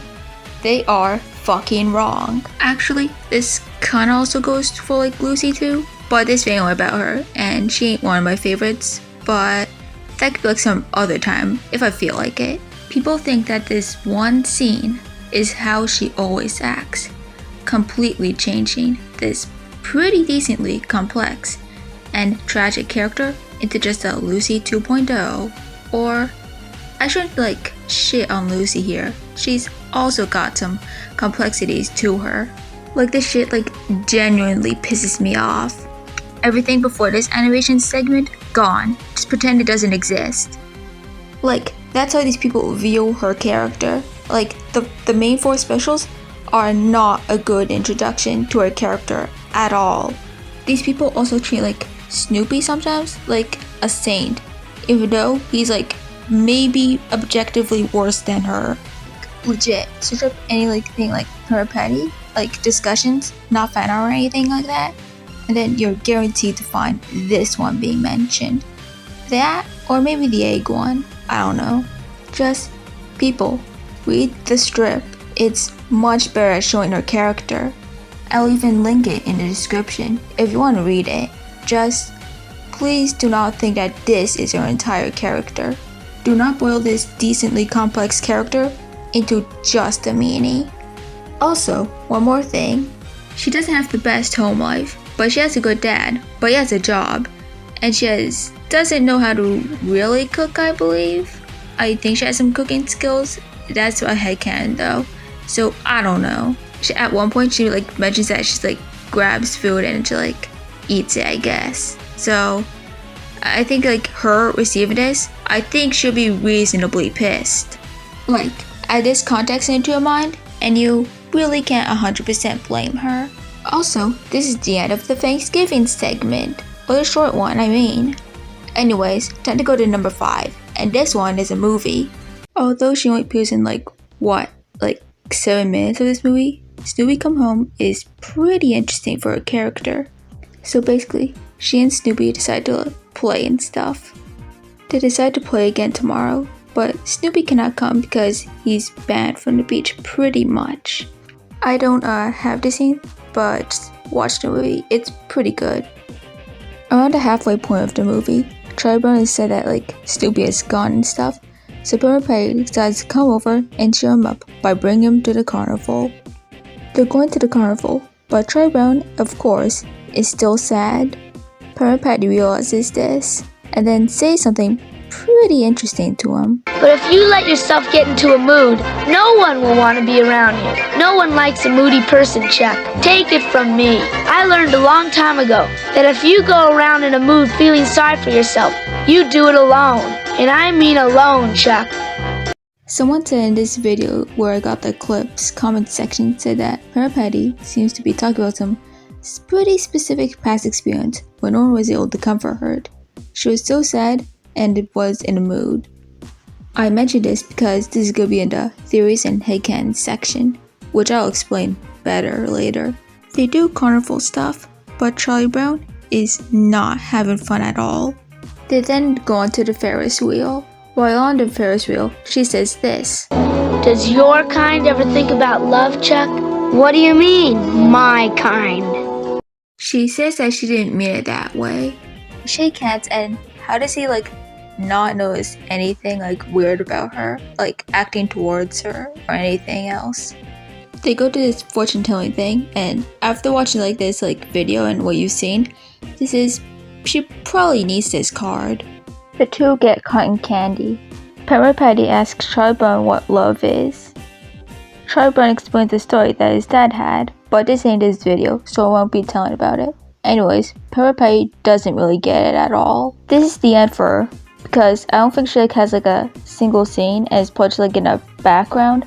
So yeah, this is the end for her here. Like I said, that line,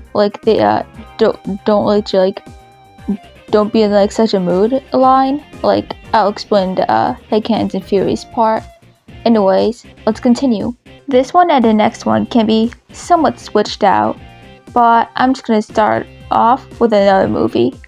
This one, she has a lot more appears a lot more in the movie than the next one, but I kind of don't like this movie, so I'm going with it right now.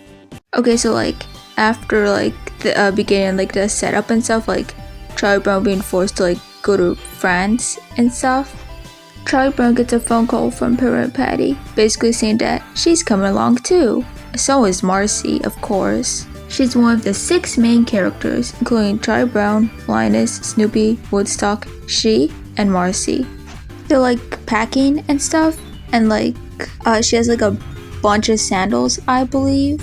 Of course, she has a goddamn sandal collection with similar to her green ones or beige or whatever you consider her main sandal color.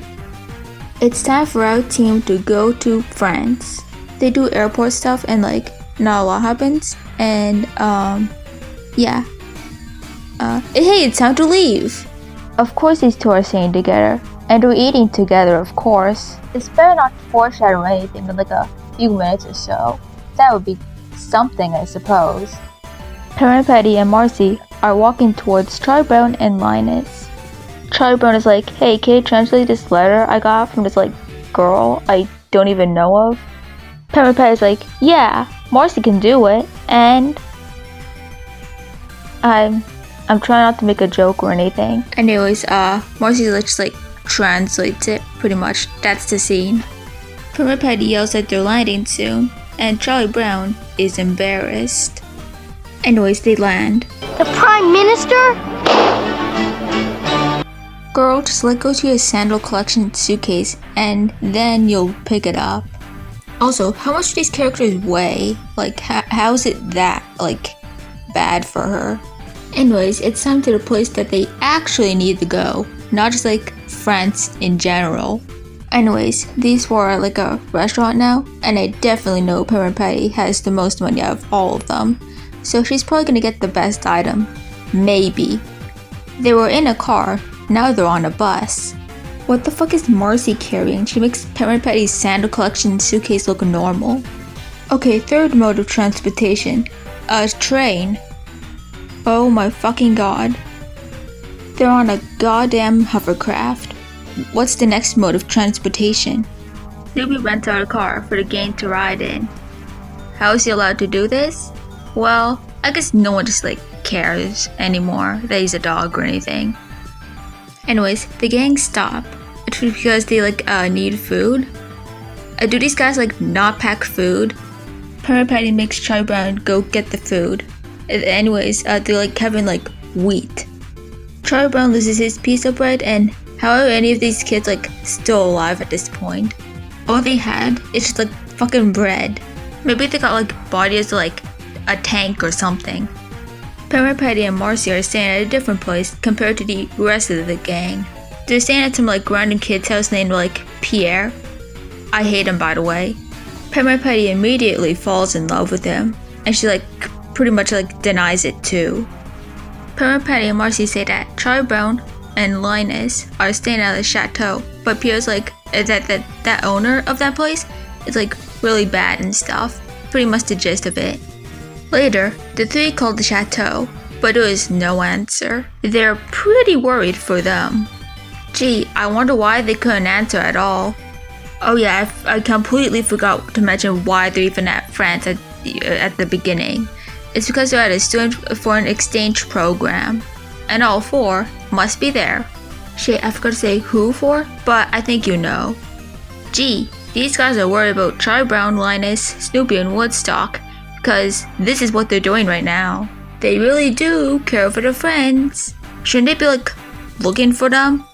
I mean, if you like have like no clue like where to find them, and then like I guess is like somewhat reasonable, but I think they could like do more than this. I don't know. That maybe that's just like me. I don't know what these guys are thinking. I hate Pierre, by the way. Anyways, time to go to school, and they gotta wear these like apron looking things. I don't know. We're over halfway through this movie, by the way. We haven't been to like the school, or like who this like girl that sent like Charlie Brown the letter. I don't know. I mean, we saw the girl, however, so that's something. Well, I guess they did find Charlie Brown and Linus, so that's a good thing, of course. Peppermint Patty decides to sit by Charlie Brown at school. Okay, enough like making fun of this movie, but like the shocked eyes that like Peppermint Patty makes right there. Some things never change, because Peppermint Patty is still a dumbass at school. I would have said like just dumb here, but I hate this movie, so yeah. She's still falling asleep in school. Why was she like allowed to go on this trip in the first place? It like separates from her father, who is like the only one who she like trusts to like sleep because you don't know what you saw. I don't feel like explaining it. I hate this movie. Charlie Brown does stuff that annoys Peppermint Patty, and eventually Charlie Brown has enough of Peppermint Patty's complaining, and it ends up at the principal's office. Anyways, they're walking home now. That's all. That's like it for the school stuff. It doesn't appear for the rest of the movie. Anyways, all three are sitting around the fireplace, and Peppermint Patty still worries about Charlie Brown and the other guys, I guess. I don't know, I don't care anymore. These guys like don't care about on their plans and like helping them. No joke, this guy right here wants to kill fucking children. They're all like 8-year-olds, by the way. Anyways, like Linus like explores the chateau, and I honestly expect like Charlie Brown since he like connected, and oh wait, the chateau's on fire. Okay, so our RPG ass team must stop the fire, basically. And yes, what will the action climax be? With the power of friendship, they use Linus's blanket to save the girl who I forgot her name was. Somewhat power of friendship because they kind of forgot to save Linus and Snoopy has to do it. But still, with the power of friendship, the chateau is saved. We get the sad story of Charlie Brown's grandfather and the girl I forgot her name's grandmother. It's very sad that Peppermint Patty cries over it. The romance between Marcy and Pierre is as developed as Peppermint Patty's brain.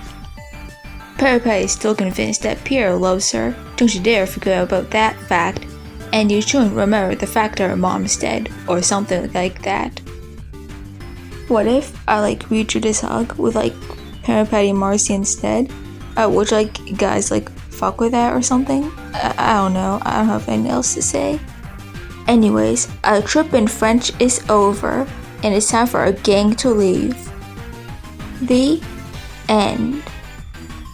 Okay, so what did we learn about Peppermint Patty here? Because it's just going over her character pretty much. Well, she curses over someone that isn't Charlie Brown. That's something.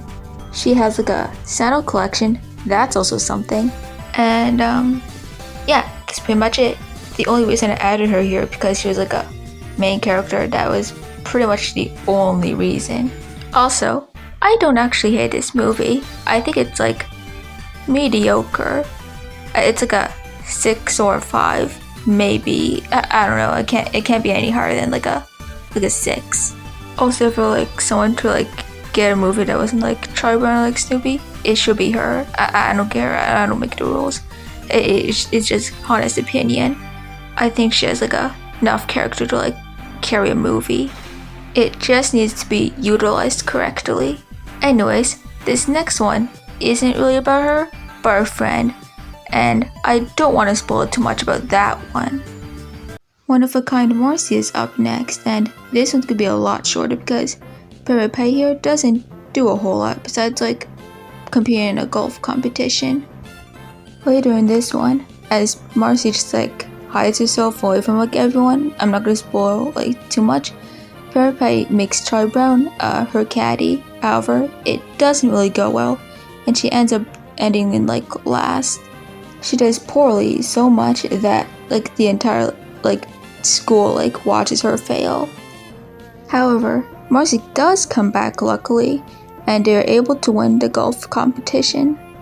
There is one pretty interesting scene that I'm gonna cover right here. Also, I'm sorry if the clips aren't all that good because that's literally all what I could find. This is gonna be a problem for this one and number 1. Listen, Marcy, you don't have to do this if you don't want to.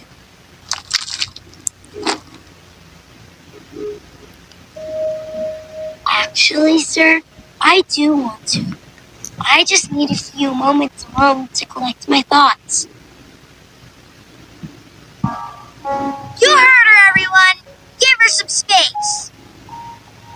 This moment's pretty sweet. Although Peppermint Patty is pretty stupid and not understanding of other people's emotions, she does here. If I were to put every piece of media on a timeline, I could I'd probably put this one the current time, maybe. I don't know what I'm saying. I'll just say this is probably the latest one in the timeline. So overall, I'd say that this was, although she didn't have a lot to do here, I'd say this was pretty decent. She only has maybe 10 minutes of screen time at most. I don't know, can't remember exactly. Also, please watch this. This is much better than the last movie I mentioned. Well, there's only 2 more left now. Both of them she technically stars in, I suppose. One where she truly stars in, and one where she technically shares a starring role, I suppose. I'm gonna start with the one where she pretty much stars in. She's a good Skate is mostly an adaptation of The Longest Dark and mixed with another one, November 1974 and January 1978, but with a couple of changes. The dress thing is like immediately fixed. The red hair thing that she like gets to her like hair being like cut really short is just like a joke. That was pretty much about it in there. Pretty much like all the major conflicts are like finished in like 5 seconds or so. Since this is mostly just an adaptation and the fact that I don't want to play so much clips, I'm just gonna skip to the major scene, which is towards the end. After the music tape for Peppermint Patty's game recital breaks, Snoopy and Woodstock must figure out something to do. Luckily, Woodstock seems to have an idea. He decides to whistle the song that Peppermint Patty is skating to, and thankfully, the skating continues. I really like this scene. I'm gonna play a little bit of it, just not for too long, however, cause of copyright. I don't want to get copyrighted.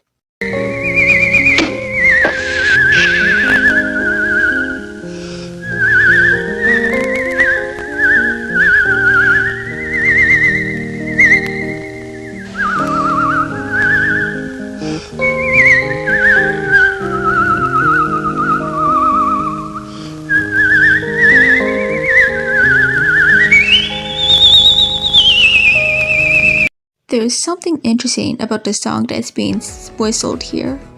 The song is called O Moi Babiono Caro, or Oh My Beloved Father, which I'm showing right here isn't exactly what it says. I think after like watching an hour of this like video, I think you should know that Peppermint Patty's father really cares for her. I'll put the song in the description. So, in the end, she has won the skating competition.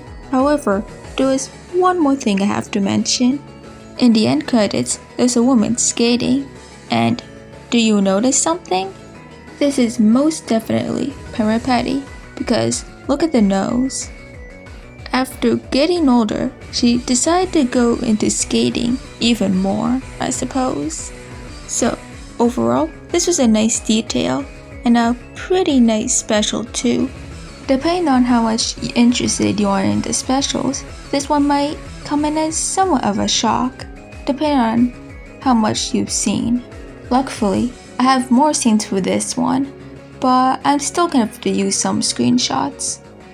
To Mom and Dad, with love, is number 1, and I better not waste any more time, cause this one is pretty interesting.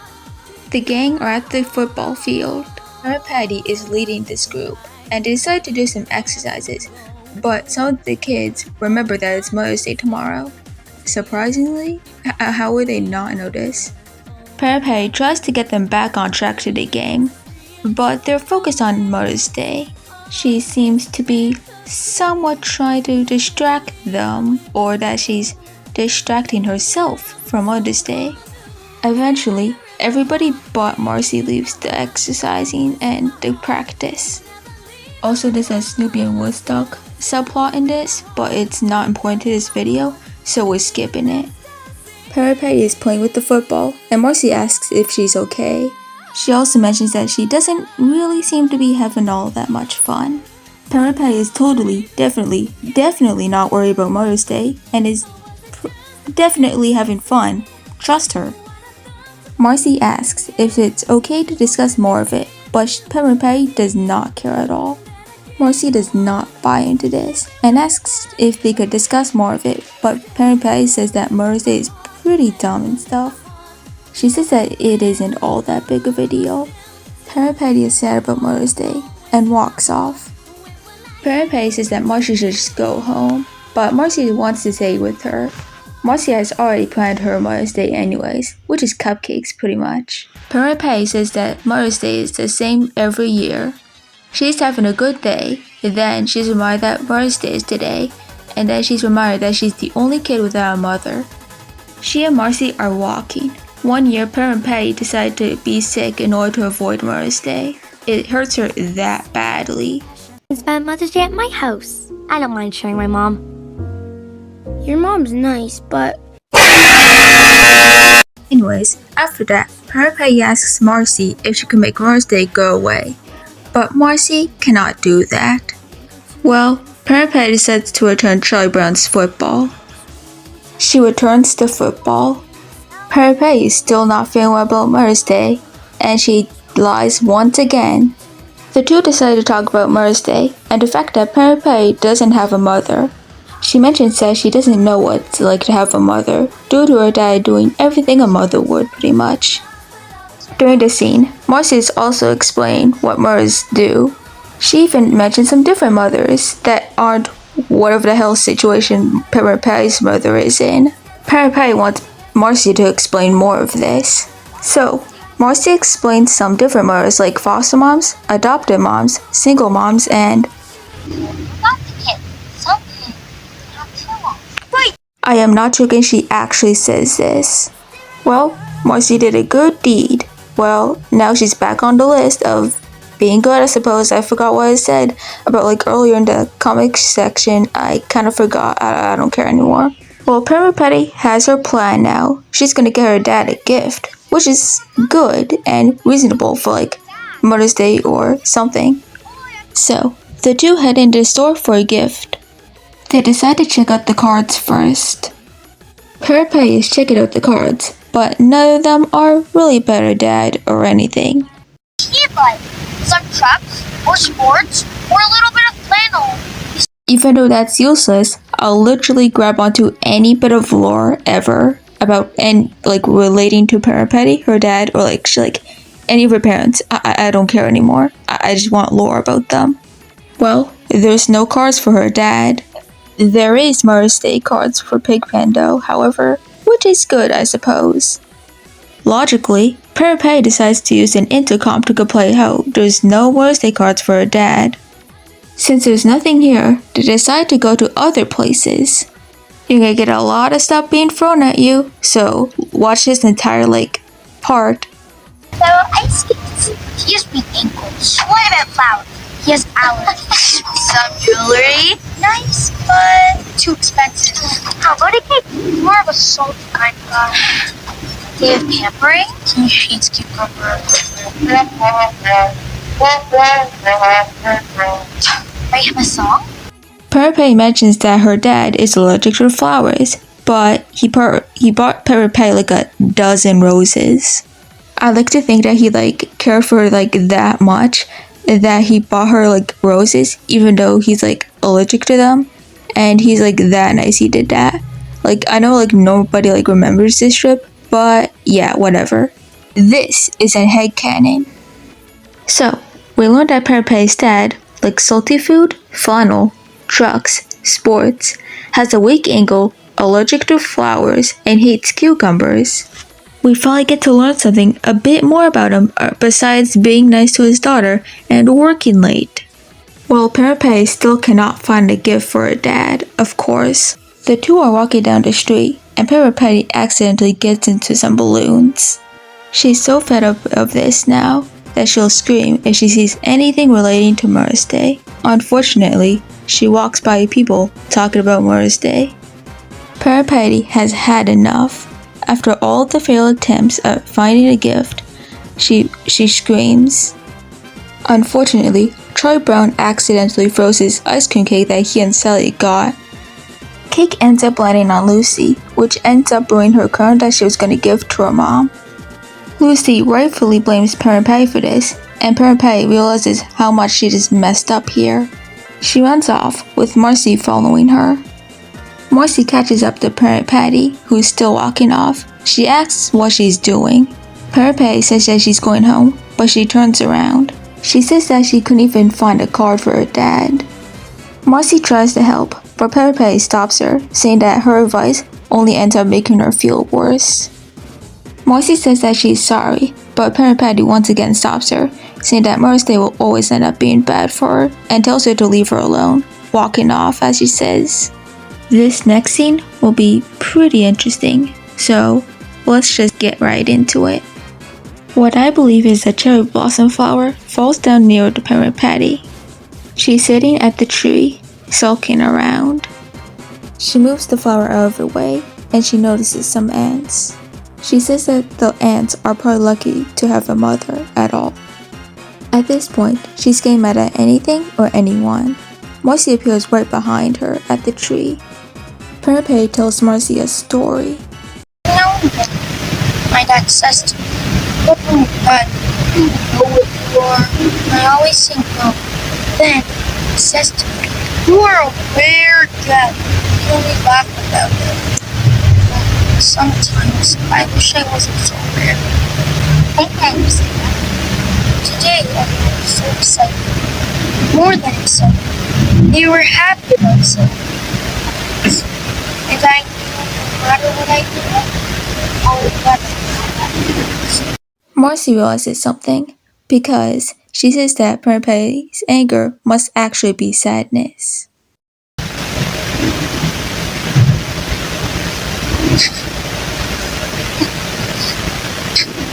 Patricia starts crying. After everything she has gone through, there is no more controlling it. Marcy says it's okay for her to cry. Marcy then goes back to the opposite end of the tree. Marcy then suggests Patricia to give her dad something else for Mother's Day. Patricia says not to start that again. Marcy then asks her if there's something that can only come from her. Patricia says that she doesn't know. Marcy then asks what the two do together, and this is important. Everything. Baseball. We talk all I know about football. We like to tell each other dumb jokes. The dumber they are, the more we laugh. Mostly we laugh, because it reminds me of my mom. Peppermint Patty then realizes something. She finally knows what to do on Mother's Day. Instead of visiting a grave, they'll do the things that she and her dad like together all day, and that'll make each other laugh. And they'll show the biggest laugh ever, basically. That's the gist of it. Marcy says that's the best Mother's Day a dad can have, and Peppermint Patty agrees, and then she runs off, going home. However, she stops in a way to apologize to Marcy from earlier. You're a true friend. You are too, Darren. She didn't have to exactly do this, but I think you get what I'm referencing at, so yeah. She then runs off saying to wish Marcy's mother a happy Mother's Day. Actually, don't do that. It's Mother's Day and pretty much everyone is having their fun. This part is what I think is one of the sweetest Peppermint Patty moments. Go long, Dad! Oh, nice catch! Say goodbye to that one, Dad! Here's another one. What's the egg? Say to the chef. You crack me up! When I'm sad, you make me laugh. And then you laugh too. This makes me laugh. Thus, ending her story. I'm just gonna get into the major parts that I have to mention. For the course of this story, we see Peppermint Patty trying to avoid anything related to Mother's Day because of her mother not exactly being here anymore.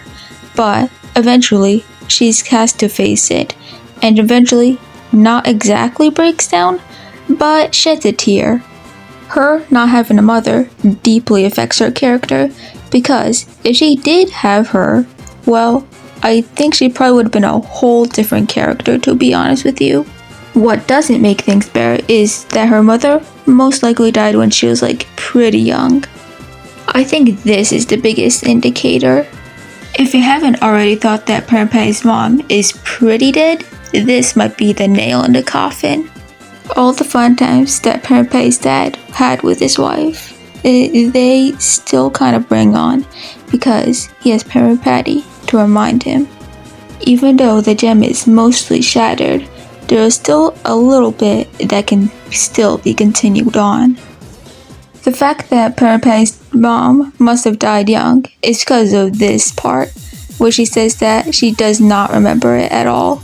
I already played it a few minutes ago, so just go back to that part to remember. There's actually 3 references to comic strips here. The first being this part right here. That is a reference to June 16th, 1968. It's the 6th panel if you can remember. Shortly after Marcy gives her the handkerchief, she says that one tear isn't crying. This is a reference to January 28th, 1970, the last panel to be specific.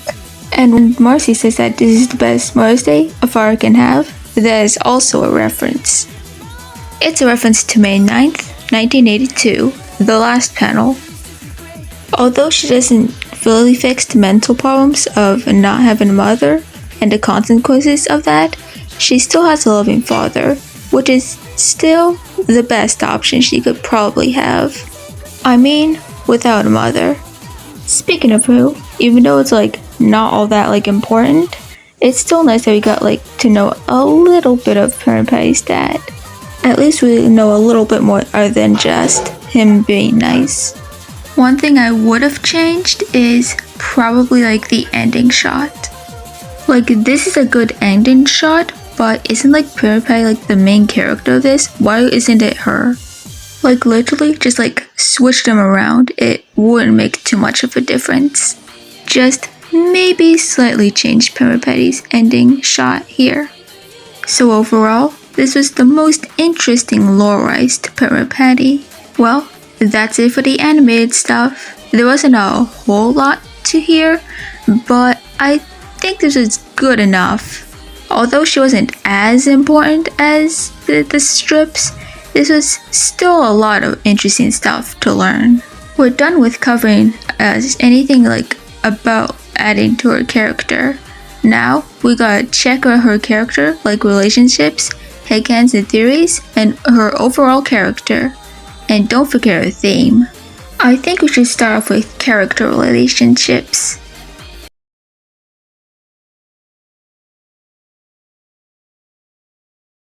Peppermint Patty has some friends, or people she cares about, or is straight up just related to. I'm gonna be covering 5 characters here, going from least important to most important. Before anyone says where's blank, I'm trying to cover the most like strong relationships or most interesting, not the ones that interact a lot. So let's start off with our first character. Although I believe that they're like the least important out of the 5, I think Snoopy is still interesting here. Even though he could be quite the asshole, he just cares enough for her. Like for example, the dress code arc. He's also her skating coach, which makes sense with the stuff that he does. Sometimes he's thrust into a situation with her. At first, Peppermint Patty thought that he was actually a real person, but eventually learns that he's just a dog. But despite this, she still sometimes calls him a person.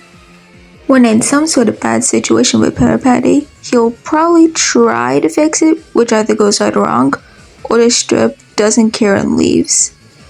Yeah, I don't have a lot for these two. Sometimes they do care about each other, sometimes they don't.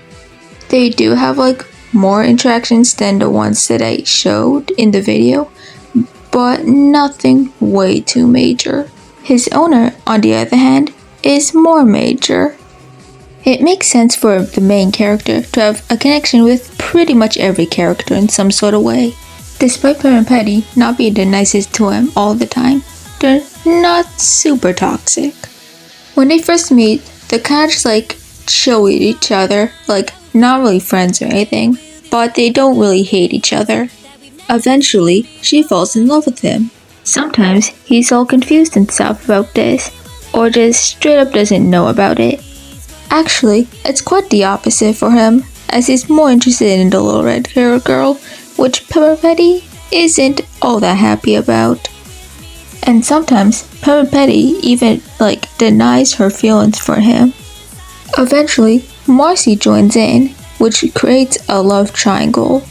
Or, not really, because they're both interested in him and not each other. Or is it? I'm gonna be real here. I'm just not all that interested in these two relationships, the love part, and that includes the love triangle. To be honest, I think I'd be more interested in this romance thing if they had more moments with each other as friends, sort of something that isn't just Peppermint Patty trying to fall in love for him or something. Please, just something more than just that. When she finds out that Tri-Brown's interested in someone else, in this moment, I do feel bad for her, but how am I supposed to really feel bad that she's not together with him? All they kind of do together is play baseball occasionally. To be honest, if this like had like more moments as kind of just like friends, I'd be like more interested in like the romance between these two. But like right now, I'm just like not all that interested. Sometimes the two are at a tree and Peppermint Patty is usually talking about a problem, but Charlie Brown like doesn't really like get it because Peppermint Patty is like constantly like, stopping him from like saying something. She then proceeds to get mad at him for not understanding said problem. Sometimes the two play baseball together, and he usually mostly loses, but Peppermint Patty sometimes loses too. Charlie Brown really gets mad at Peppermint Patty, like only a couple of times like he ever gets mad at her.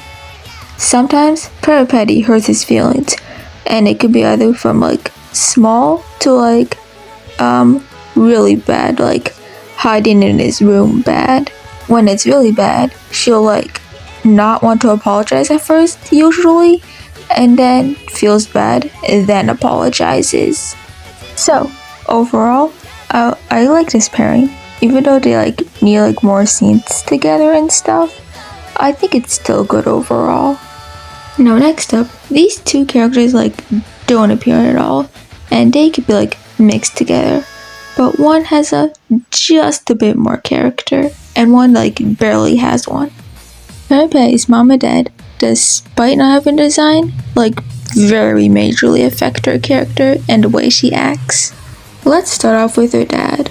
We're shown multiple times that he really cares for his daughter, and that she loves him back. It's to the point where she even gets her like main name that she's called for, and her actual name is not really all that known. He even calls her a rare gem too, which is nice. It's to the point that even her sandals have like a meaning behind them. He even gives her a dozen roses, despite his mom and dad in love, saying that he's allergic to flowers. I guess that's how deep their love for each other goes, that he's willing to give himself like a allergic reaction for that. They aren't always together though, because Peppermint Patty's dad has to work late in the night, and which leads her to like stay up till like late. This then causes her to like sleep in school. I believe he's a salesperson because of the "Are you swinging any big deals" line. Her dad at one point when she was younger would say how cute she was every day. Even though he's the only parent to her, he still tries his best, even if he can't be there at every moment. I've heard some people say that he's like actually bad, but from what we've seen in this video, I don't think so. Like the only one I would get is like the Thanksgiving one, which like leaves her for like no reason. There's also a little bit of things about him, but we already covered that in To Mom and Dad. Just go back to that if you want to remember it. Now I have to cover the dead one. Like I said from earlier, if she had her mom, I think she'd be like a pretty different character. I think I've said for this entire video that this girl is pretty dead. Like with this line where she says like, he says it reminds me of my mom. That sounds more like remembering like that she died, and then like remembering that she's like divorced or something. In this same scene, Peppermint Patty also says that she'll never know what it's like to have a mother, somewhat implying that her dad might not get remarried, which only adds to her like not having like positive feelings about Mother's Day. And that's pretty much about it for her character. Other than having like a similar laugh to her daughter, that's it. So overall, these two characters are pretty much the backbone for Peppermint Patty, pretty much. If everything was okay, Peppermint Patty would have been a different character entirely. So, I have one more character to mention. I wonder who could it be? I don't think you'd be shocked to say when I say it's Marcy. It's not surprising that she's the most major character for her, because she like spends like, I'm gonna guess like 70% of her screen time with her. It's probably more for Marcy though. I'm just gonna say it right now, but I think like one of my favorite dynamics, if not my favorite, not in like general, but in the strip at least. I don't know. I think I just like characters that like basically opposites of each other, or nearly opposites. These two are obviously opposites in a way. For Peppermint Patty, she's not all that good academically, but can understand some like deeper emotions sometimes. Okay, but like not all the time, but she experiences them, and that sort of counts, I suppose. Marcy, on the other hand, is academically pretty smart, but at the same time, like doesn't even know how to like boil eggs properly. They also have like pretty different home lives too sometimes. Peppermint Patty's mom is dead. Although Marcy's parents are both alive, they're sometimes like out of the house sometimes, but instead they abuse her. Or I think so. I don't know. I still hate them. Sometimes they could be rivals. One of the main ones being the affection for Charlie Brown, of course.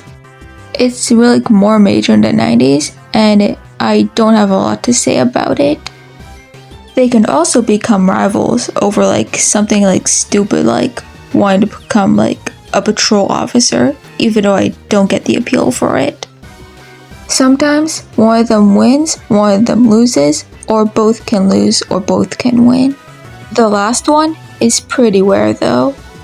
Similar to Snoopy, Marcy is sometimes thrown into a situation she doesn't really want to be in. She can either get like really annoyed about it, accepts it, or some other third option. Sometimes Marcy can be a little shit to Peppermint Patty, just because she's, just because she's like does it sometimes. Despite all the negative stuff that I've said, they still do care about each other. They sometimes defend each other, or do something like this. Marcy does have concern about Peppermint Patty and her like sleeping at school, even though she could wake her up in weird ways. Sometimes they call each other weird, sometimes they call each other crazy. So overall, these two wouldn't feel the same without each other. Marcy like needs her more on the other hand, but they still need each other otherwise. There's just one more thing I need to mention about these two, and it's pretty connected to them, like it's really known. Since it's not canon, I think this goes into our next segment pretty well.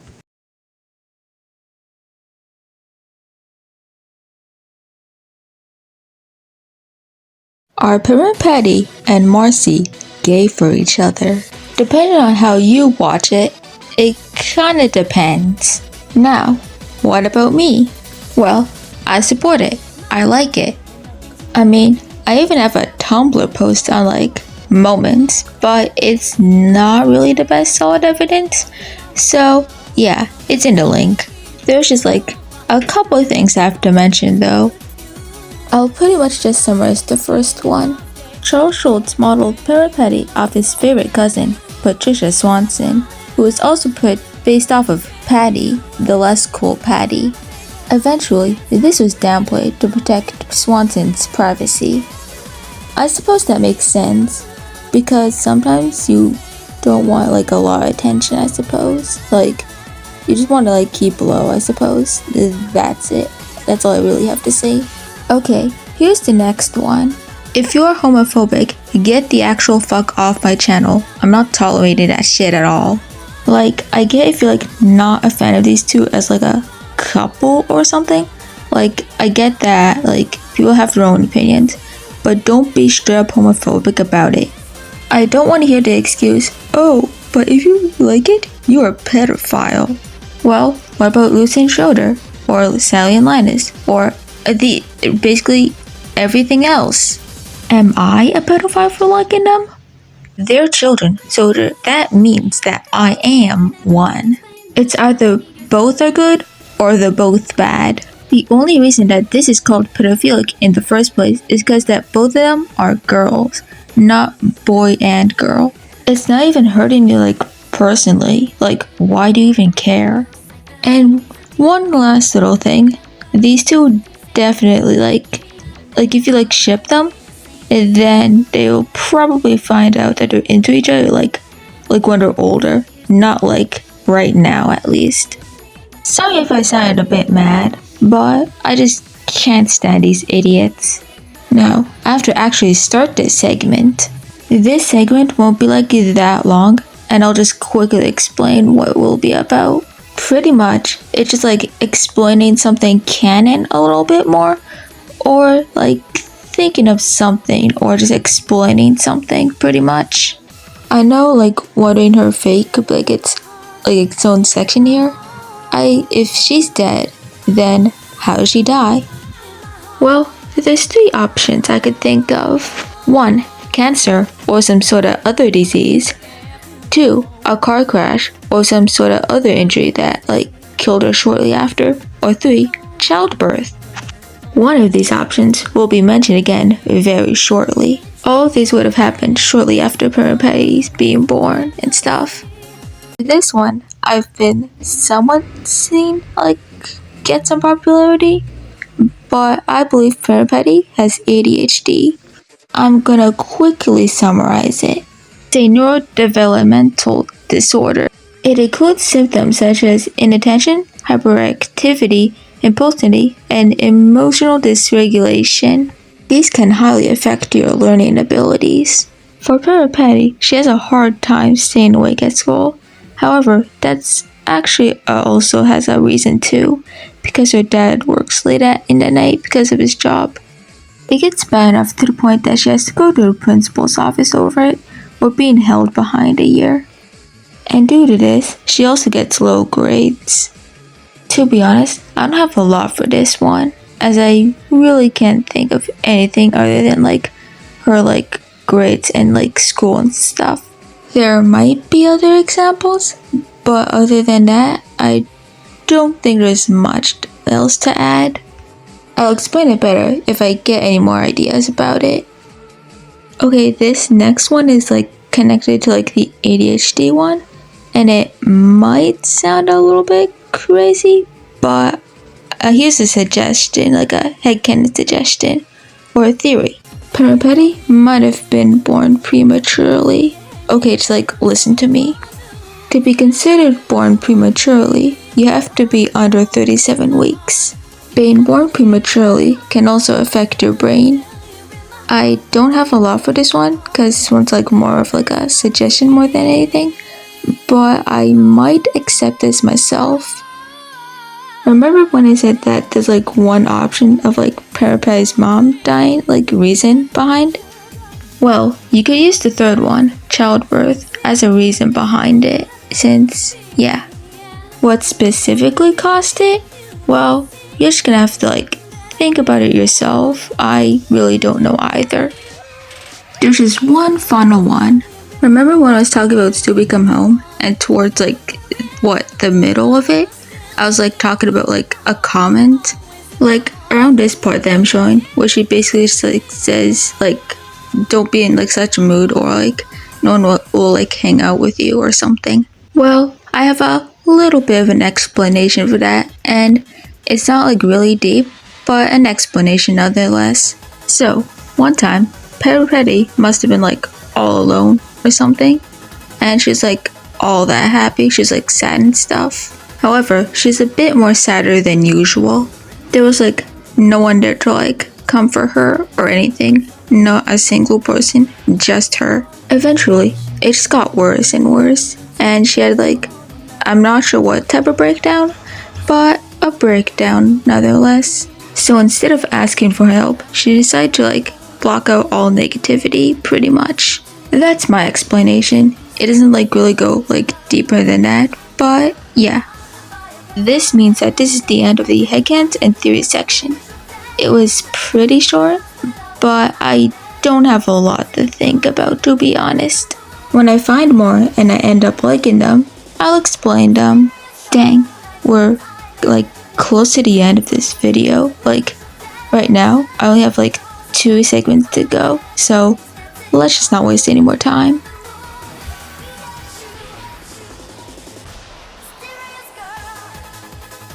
When you think about it, Peppermint Patty is kind of a tragic character. She has issues on like how she thinks she looks, like body dysmorphia or something like similar to that. The person that she's interested in is not really that interested in her. Her not being able to control her emotions the best, whether it be like punching someone, whether it be justified or not. Despite the two having a good relationship, her dad isn't home often due to him working late in the night. Her mom being somewhere, like, not really sure where, but probably something not good. Even though a majority of it is like mostly just like bad stuff, there's still some good stuff in here too. Despite me saying that her dad is like not home often, he still like really cares for her. Despite them fighting a lot sometimes, Marcy's a good friend to Peppermint Patty. There's even those sprinkled in random good moments. I've completely forgotten something up until like now and should have brought it in the beginning, but we're doing it right now. I'm gonna bring up how she was created. Like I said from earlier, she is based off a real person. However, there's a little bit more to it. Not surprisingly, she was actually like based off like the actual food. Her last name, Reichardt, was based off a secretary named Sue Reichardt. I'll mention another character named Sue in the future.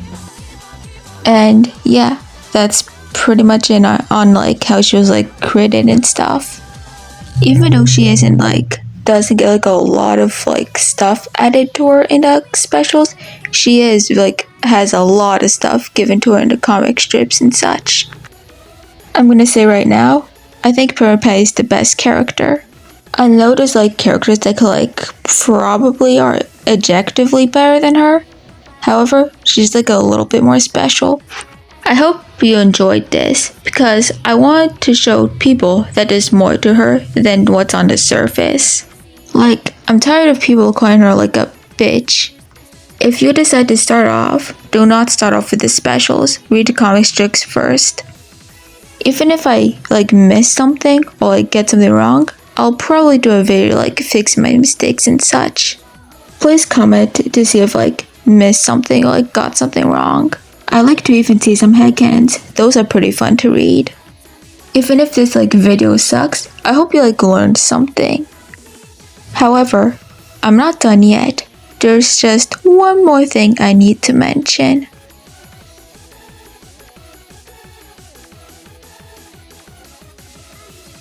Peppermint Patty has a theme, which is just named her name.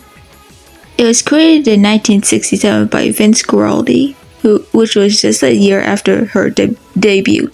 No, I'm not fixing that mistake. I've been doing this for like 2 hours. Like, this video is over 2 hours, you should be fine. I'm no music expert or any of the sorts. I just listen to music pretty much. I don't know much about it. When I go over the themes, it'll just be like mostly off of feelings. Yes, I did say themes, just like 9 that I could find. I decided to put all 9 that I could find into a playlist, which you could find. I'm only going to be covering about 5 here. None of these will be in like any order, but the last one will be the best one. So, let's get started.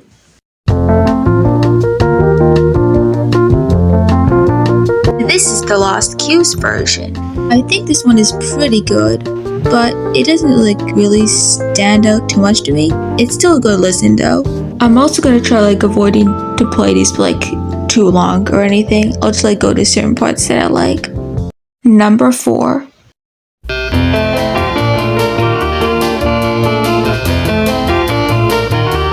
This is the Good Grief version. I feel like this one is the most remembered of her different themes.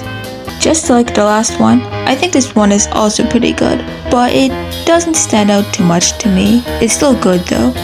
3 and 2 could be easily swapped, but I'm just gonna go with the Thanksgiving one first.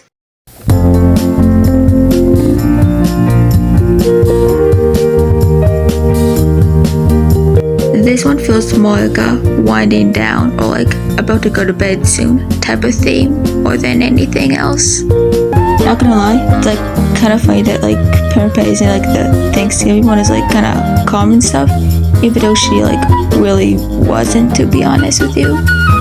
So overall, I recommend you to listen to this one.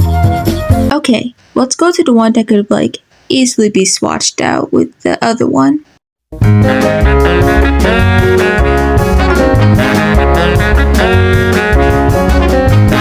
This one seems to have like a lot of energy, and it isn't all that long, only being like a minute or so. It's kind of like out of control. I'm not sure how to describe it, but like a lot of energy, and like all the quietness is like non-existent. So basically, this one's pretty good. However, number 1 mixes 2 and 3 perfectly. This theme comes from the Charlie Brown Suite and other favorites. However, the thumbnail of this theme in my playlist that I made is a bit different. This is what it's like, and there's no Peppermint Patty on it, so I decided to replace it. Here's my recreation that I made in like 20 minutes. It isn't like great or anything, but it's more fitting. So, let's listen to number 1.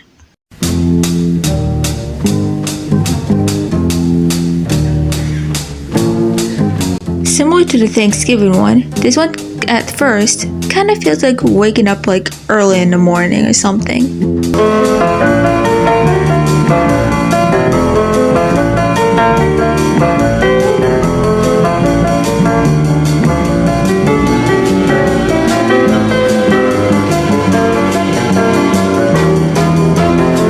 You can start to hear it pick up a little bit.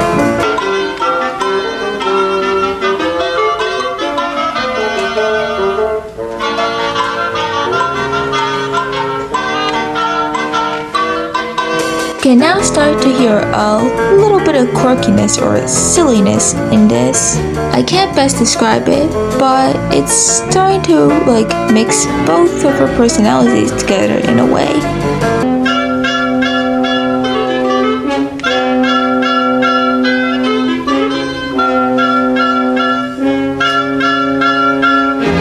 This only adds up more, and then it just keeps on adding up and up and up. But then it kind of calms down a bit.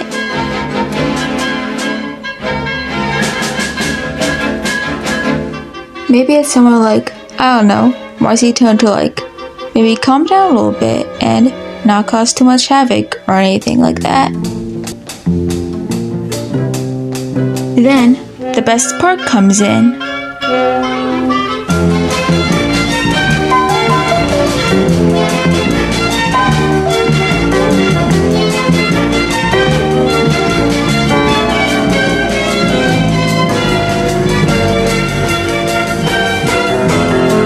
Honestly, it's kind of beautiful because despite all the bad that happens, there's still the good. Anyways, it kind of just repeats, and yeah, I recommend you to listen to the full thing. And that's it. A good theme to end off a good character. Anyways, thank you so much for like watching the video. I really like Peppermint Patty as a character. No one has, and I really wanted to explain I wanted to be the first one. Anyways, if I made any mistakes, comment down below. I don't think I'll be like making a long video soon, but I will eventually on a character named Marcy. Despite the audio issues, I hope you had a good time watching, and I'll see you again soon.